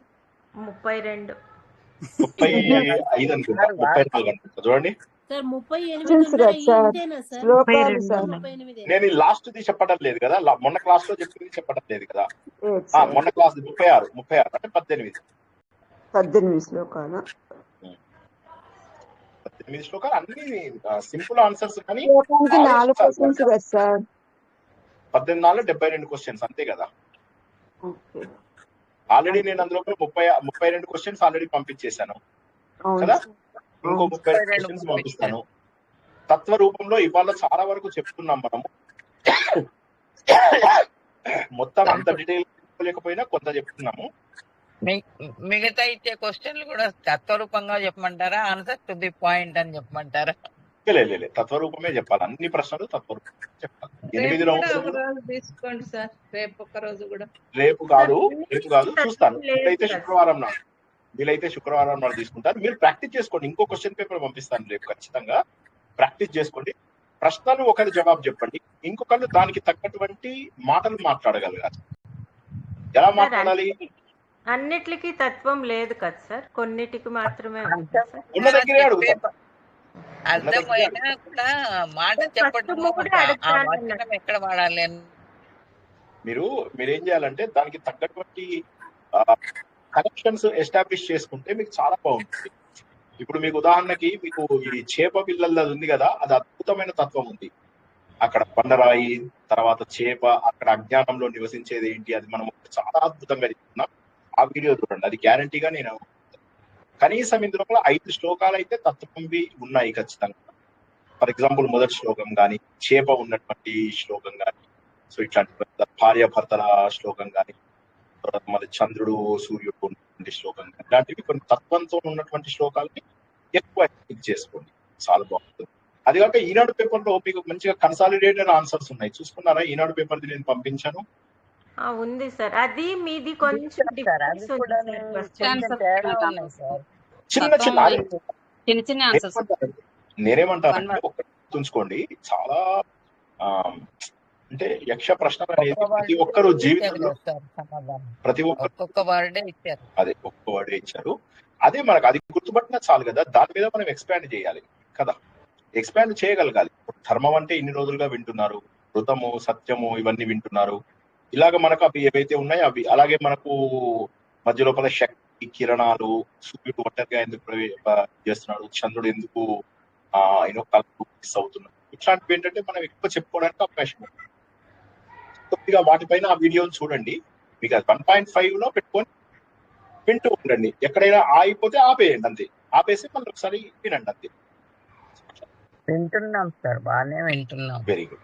1.5 లో కుదరట్లేదు సార్, మొత్తం వినాలి అనిపిస్తుంది సార్. అంత బాగా చెప్పాను, మరి ఏం చేస్తాం. అవును సార్, ఏది వదిలివే బుద్ధి కావట్లేదు సార్. సార్ ఒక రిక్వెస్ట్ ఏంటంటే మళ్ళీ ఎన్ని జన్మలకి అవగొడతామని తెలియట్లేదు సార్. సారీ ఏమన్నారు, నాకు అర్థం కాదు. 1000 ప్రవచనాలు ఎన్ని జన్మలకి అవగొడతామా అని డౌట్ సార్. జన్మ అయితే సరిపోదు, అందులో ఏ డౌట్ వెళ్ళి వెనక్కి వెళ్ళి పక్కకి వెళ్ళి వచ్చి రాసుకొని మళ్ళీ మీ ఎక్స్పీరియన్సెస్ కూడా అన్ని వినాలనిపిస్తుంది సార్. కేవలము 1300 ప్రవచనాలు ఉన్నాయి నావి. ఓకే, 1300 ప్రవచనాలు అంటే మీరేముంది, రోజుకొక 6-7 గంటలు వింటే కొత్త కూడా వస్తాయి కదా. ప్రవచనం 100 గంటలతో సమానం సార్, ఒక్క ప్రవచనం. అంటే అందుకే నేను జనరల్లీ ఏమంటున్నానంటే ఎప్పటికప్పుడు నోట్స్ రాసుకోవాలి.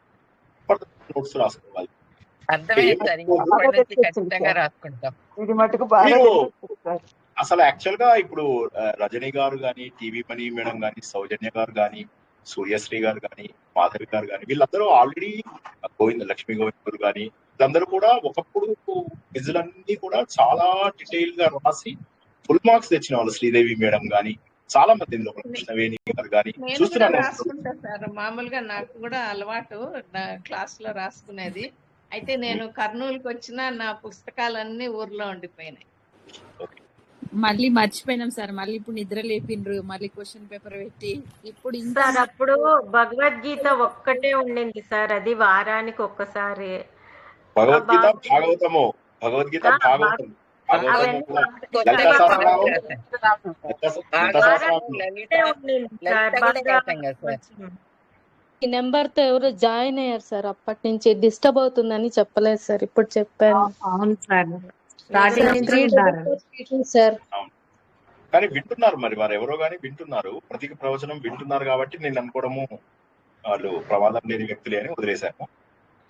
సో ఏది ఏమైనప్పటికీ కూడా మనం ఇక్కడ గుర్తుంచుకోవాల్సింది ఏంటంటే తత్వ రూపంలో కూడా ఒక్కసారి తత్వం అర్థమైందంటే మిగతా వ్యక్తిగా అర్థమైంది, అన్ని ఒకటి. అయితే ఇక్కడ యక్ష ప్రశ్నలు ఏంటంటే మీరు చూసుకోండి, కాదు యక్ష ప్రశ్నల మీద ఒక 100 మంది ప్రవచనం చూడండి, కానీ తత్వ రూపంలో తీసుకెళ్ళింది కేవలం తత్వ విధానంద గారు మాత్రమే. అంటే అసలు అంత డీటెయిల్ గా అసలు ఎన్ని ఆయన 150 వారాలు చెప్పారు. అసలు నేను అంత డీటెయిల్ గా చెప్తే ఇక మీరు మామూలుగానే మీరు నిద్రలో నాకు పోటీ. సో అట్లాంటిది ఇంకా అందుకోసం అంత చెప్పట్లేదు. కానీ ఆయన ఒక్క యక్ష ప్రశ్నే 100-150 వారాలు చెప్పారు. పూర్తి స్థాయి తత్వం, పూర్తి స్థాయి తత్వం. సో కాబట్టి ఒకసారి అంత కూడా చక్కగా విజయం చేసుకోండి. ఇది నేను మళ్ళీ చెప్తున్నాను, ఏంటి తెలుసా, ఏ జన్మ అదృష్టం గుర్తుంచుకోండి. ఇది ఏ జన్మ అదృష్టమో ఎప్పటి అదృష్టమో నేర్చుకుంటున్నామో సంతోషపడండి. అండ్ ఇంకోటి ఏంటంటే చాలా ఆనందంగా ఉంటారు తెలుసా. మీరు బయట మీరు చేసే ఈ పిచ్చి వేషాలకు, పిచ్చి విషయాలకు, వీటన్నిటికీ ఏదైతే మనకు వస్తుందో ఆనందం, దానికంటే ఎక్కువ ఆనందం వస్తుంది తెలుసా. లోపల చాలా ఎక్కువ ఆనందం వస్తూ ఉంటుంది. మీరు సూర్యుడి యొక్క ఒక్కొక్క కిరణంలో శక్తిని గురించి మాట్లాడుతున్నారు, అది ఎంత ఆశ్చర్యం అనిపిస్తూ ఉంటుంది. అరే ఇంత గొప్పగా ఉంటుంది ఆ శక్తి, ఇన్ని రకాలుగా మనం ఒక భగవంతుని ఇన్ని రకాలుగా చూడగలుగుతామా. మనకు కాశీ లోపల 12 మంది ఆదిత్యులది 12 నెలలలో ఆయన తిరుగుతున్నటువంటివి ఏవైతే ఉంటాయో వాటికి 12 సూర్య ఆలయాలు ఉన్నాయి అక్కడ. అంటే ఇప్పటి నుంచి, అంటే సనాతన ధర్మం అనేటటువంటిది ఇది అమృతము. వాడు ఇందాక వచ్చింది కదా మనకు ప్రశ్న, అమృతం ఇది, అంటే నాశనము కానటువంటిది. ఇందులో పుట్టడం మన అదృష్టం. ఇప్పుడు మిగతా మతాల లాగా అలాంటివి కావు కదా మనకు. మనది ఎన్నో జన్మల అదృష్టం చేసుకుంటే ఇందులో పుట్టాం, ఎన్నో జన్మల అదృష్టం చేసుకుంటే భారతదేశంలో పుట్టాం. ఇంకా అవకాశం వచ్చింది, ఒక్కసారి వదలకండి. ఇంకా కాస్త కష్టపడి కొన్నాళ్ళ పాటు ఇదవ్వండి, ఆనందం వస్తుంది, ఇంకా వస్తూనే ఉంటుంది. ఇంకా వేరే మార్గంలోకి వెళ్ళబుద్ది కాదు తెలుసా. కొన్నాళ్ళు అయిన తర్వాత బయట వాళ్ళు వీళ్ళు మాట్లాడే మాటలు అవి ఇవి సరదా అనిపించవు, విసుగొస్తూ ఉంటుంది. ఇప్పటికే వస్తుంది సార్, ఎవరైనా పిలిస్తే ఎవరైనా మధ్యలో వస్తే వీళ్ళు ఎందుకు వచ్చారా ఇప్పుడు అన్నట్టుగా ఉంటుంది. వీళ్ళు ఎందుకు ఇప్పుడు ఫోన్ చేశారు, ఎందుకు వచ్చారు. Correct correct. ఎందుకంటే ఒక ఎత్తు సార్, ఈ క్విజ్ దగ్గర నుంచి మొన్న క్విజ్ నుంచి ఇప్పుడు క్విజ్ వరకు ఒక ఎత్తు లాగుంది సార్. అలసట అనిపించట్లేదు సార్, అని వింటున్నా, చూస్తున్నా, మాట్లాడుతున్నా కూడా ఇంకా తెలుసుకోవాలి అనిపిస్తుంది సార్. చాలా ఆనందంగా ఉంటారండి. ఎందుకంటే మళ్ళీ ఇప్పుడు మీకు మంచిగా నేను ట్రైనింగ్కి వెళ్ళిన టైంలో కూడా కాస్త టైం దొరుకుతుంది కదా, చక్కగా రివిజన్ చేసుకోండి. అదృష్టం అంటే నేనేమంటానంటే ఇది నా అదృష్టం తెలుస్తుంది సార్. దురదృష్టం ధర్మం అనేది తెలుస్తుంది బాగా. ఇప్పుడు మనం ఎట్లా బతకాలనేది, ఎట్లా జీవించాలనేది ముందు భగవద్గీత కన్నా 2 అడుగులు ఇంకా ముందుకుంది. ఇంకా ఎందుకంటే క్వశ్చన్ ఆన్సర్ ఉంది కదా. మీరు చూడండి, ఆయన జవాబు చెప్తున్నటువంటి సమయం ఏదైతే ఉందో అది అమోఘమైనటువంటి సమయం. అసలు మనిషికి పులకిస్తుంది ఆ జవాబులు వింటుంటేనే, ఆహా ఏముంది అన్నట్టుంటుంది సార్ అది. Correct correct. మనకు ఇవేంటంటే ఎప్పటి నుంచో తెలిసినవైనప్పటికీ కూడా వీటి లోపల తత్వ రూపంలో తెలుసుకోవడం అనేది మనకు అదృష్టం. ఇది అయిపోయిందంటే, యక్ష ప్రశ్నలు అయిపోయిందంటే మనం సరిగ్గా సగం కంప్లీట్ చేసుకున్నాం. ఇది అయిపోయిందంటే మనకు అరణ్య పర్వం అయిపోతుంది. తర్వాత అందమైన విరాట పర్వం వస్తుంది. విరాట పర్వం is the best Sundarakanda of Mahabharatam అని చెప్పుకోవచ్చు. నర్తనశాల. సో చాలా అందంగా, మనము చాలా ఆనందంగా తెలుసుకోవచ్చు విరాట పర్వము. ఇక తర్వాత అన్ని ఫైటింగ్లే, డిషుమ్లే ఇక అన్ని. సో చాలా బాగుంటుంది. మార్గం వదలకండి, అందరికీ మీరందరూ పెద్దవాళ్ళు, ఇందులో కొంతమంది నాకంటే కూడా పెద్దవాళ్ళు ఉన్నారు. సో గుర్తుంచుకోండి, ఎప్పుడైనా కసురుకుంటాను, తిడతాను, ఏదో ఒకటి అంటానని అనుకోవద్దు. మా సో కోసమే తప్పదు. కదా సార్ ఏదైనా పుట్టిన రోజునే ఉన్నప్పుడు. కొంచెం ఫీల్ అవుతాం సార్, పుట్టిన రోజే బాగుంటుంది కదా సార్. సార్. మీకున్న జ్ఞానంలో మీరే సార్ గొప్పవారు మీరు సార్. జ్ఞాన వృద్ధులు, మేము వయసు కాదు వయోవృద్ధులం ముఖ్యంగా సార్. సార్, వయసు కాదు, జ్ఞాన జ్ఞానం వృద్ధులు గొప్పది. మీ జ్ఞానానికి అది మీరు పెద్దవారు, మీరు మీ జ్ఞాన జ్ఞానానికి వృద్ధులు. మీరు పెద్దవారు. వయసు కాదు ముఖ్యం, వయసు అనేది వేరే, జ్ఞానం గొప్పది మీది, అందుకని మీరే దాడి గురించి పెద్దవారు. కూడా ఏమనకుండా చెప్తే బోర్ కొడుతుంది సార్ క్లాసు. మీరు ఎప్పుడు నవ్వుకుంటూ చెప్పినా ఇంకా తిట్టట్లేదు అనుకుంటాను సార్ నేనైతే. సరే, చక్కగా నేర్చుకోండి. మీరు చూడండి, ఎంత అంటే మీకు ఒక జన్మ పుణ్యము కొన్ని కోటి జన్మలకు సరిపడా ఆనందాన్ని కలగజేస్తుంది. నన్ను నమ్మండి, ఈ ఒక్క విషయం నన్ను నమ్మండి. ఎందుకంటే మనం ఏ ప్రతిఫలాపేక్ష లేకుండా చేస్తున్నటువంటి మహాయజ్ఞం ఇది. ఓకే, సో కాబట్టి గుర్తుంచుకొని అటువంటి జీవితాన్ని గడపడం అలవాటు చేసుకోండి. ఎంత ఆనందంగా ఉంటుందంటే తర్వాత జన్మలలో మరింత సాధన చేసేటటువంటి అవకాశం వస్తుంది. ఓకేనా, ఇంకా ముగించుకుందామా? ఆత్మ సుఖము వీడి నీ ఆట కొరకు పాత్ర పోషణ చేసి సూత్రధారి విశ్రమించదని పాదమాశ్రయించి పరమ కరుణాంతరంగా శ్రీ పాండురంగ. అందరూ కూడా ఆలోచన ద్వారా భగవంతుడికి దగ్గరైతారని ఆశిస్తూ ఈ రోజు ప్రవచనాన్ని ఇక్కడికి ముగించుకుందాం. పునర్దర్శనం రేపు రాత్రి 9 గంటలకు పురుష సూక్తం ప్రవచనం ద్వారా. అంతవరకు కూడా శుభం భూయ, శుభరాత్రి. జై శ్రీకృష్ణ. జై శ్రీకృష్ణ సార్. జై శ్రీకృష్ణ సార్. శ్రీకృష్ణ సార్. జై శ్రీకృష్ణ సార్.